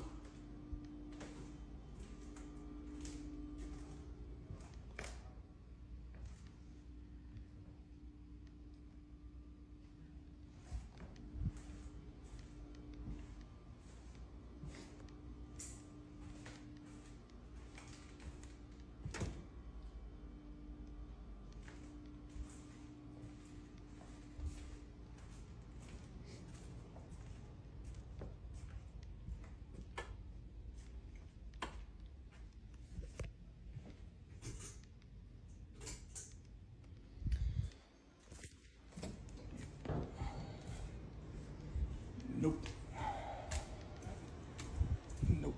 You know what? Maybe being an adult isn't so bad, okay? Hear me out. I was just in the park, drinking a mocktail, reading Harry Potter and the Chamber of Secrets again.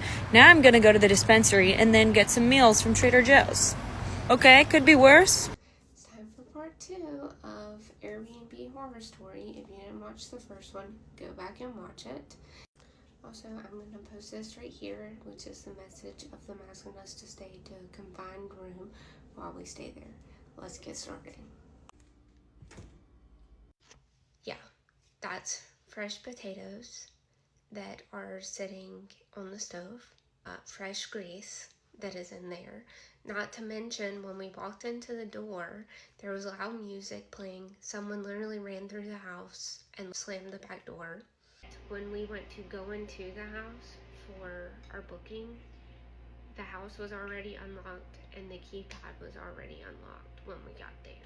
We messaged the host, which you can see here, told her everything that was going on, sent the video of everything. Apparently was because the cleaners didn't do a good job. Obviously somebody was living in this place. Well, fast forward to them saying that we get a refund and everything, we contacted Airbnb, to which they contacted the host.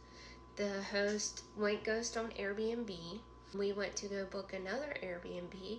We also found this profile with the same exact house listed under a different name. Well, then we went and looked on Vrbo, and then we found this profile also listed under another name. I posted on Facebook about everything that was going on. I quite literally had to get pissed off at Airbnb to even get a refund for this place. It was literally a complete nightmare. Fast forward to me posting about this on Facebook groups and stuff like that. Come to find out, this is actually the owner of the house. They don't even live in Wilmington, North Carolina. Who knows if they even know what's going on? Who knows if it was a squatter, if it's somebody renting out the house? I don't know. But this is absolutely terrifying to know that we rented out a place and somebody was living in this place and staying in it when we booked it. And we have no clue who it was, if it was another renter, or what the situation was. When we went to look at the place that was listed of the same exact house under a different host on Airbnb, the days were available for the same day that we were supposed to be staying there. Mind you, we hadn't canceled our reservation yet so that we could get a refund through Airbnb. We sent Airbnb proof of everything and sent them proof of these people having multiple profiles on Airbnb, it being 2 different people and the same house listed, and they're not doing anything about it. The house is still listed. I left a review for the house. They won't post it because the host hasn't left a review for us because we didn't stay at the place, obviously. So let me know if you've had this experience, because I don't think that we will be booking through Airbnb again.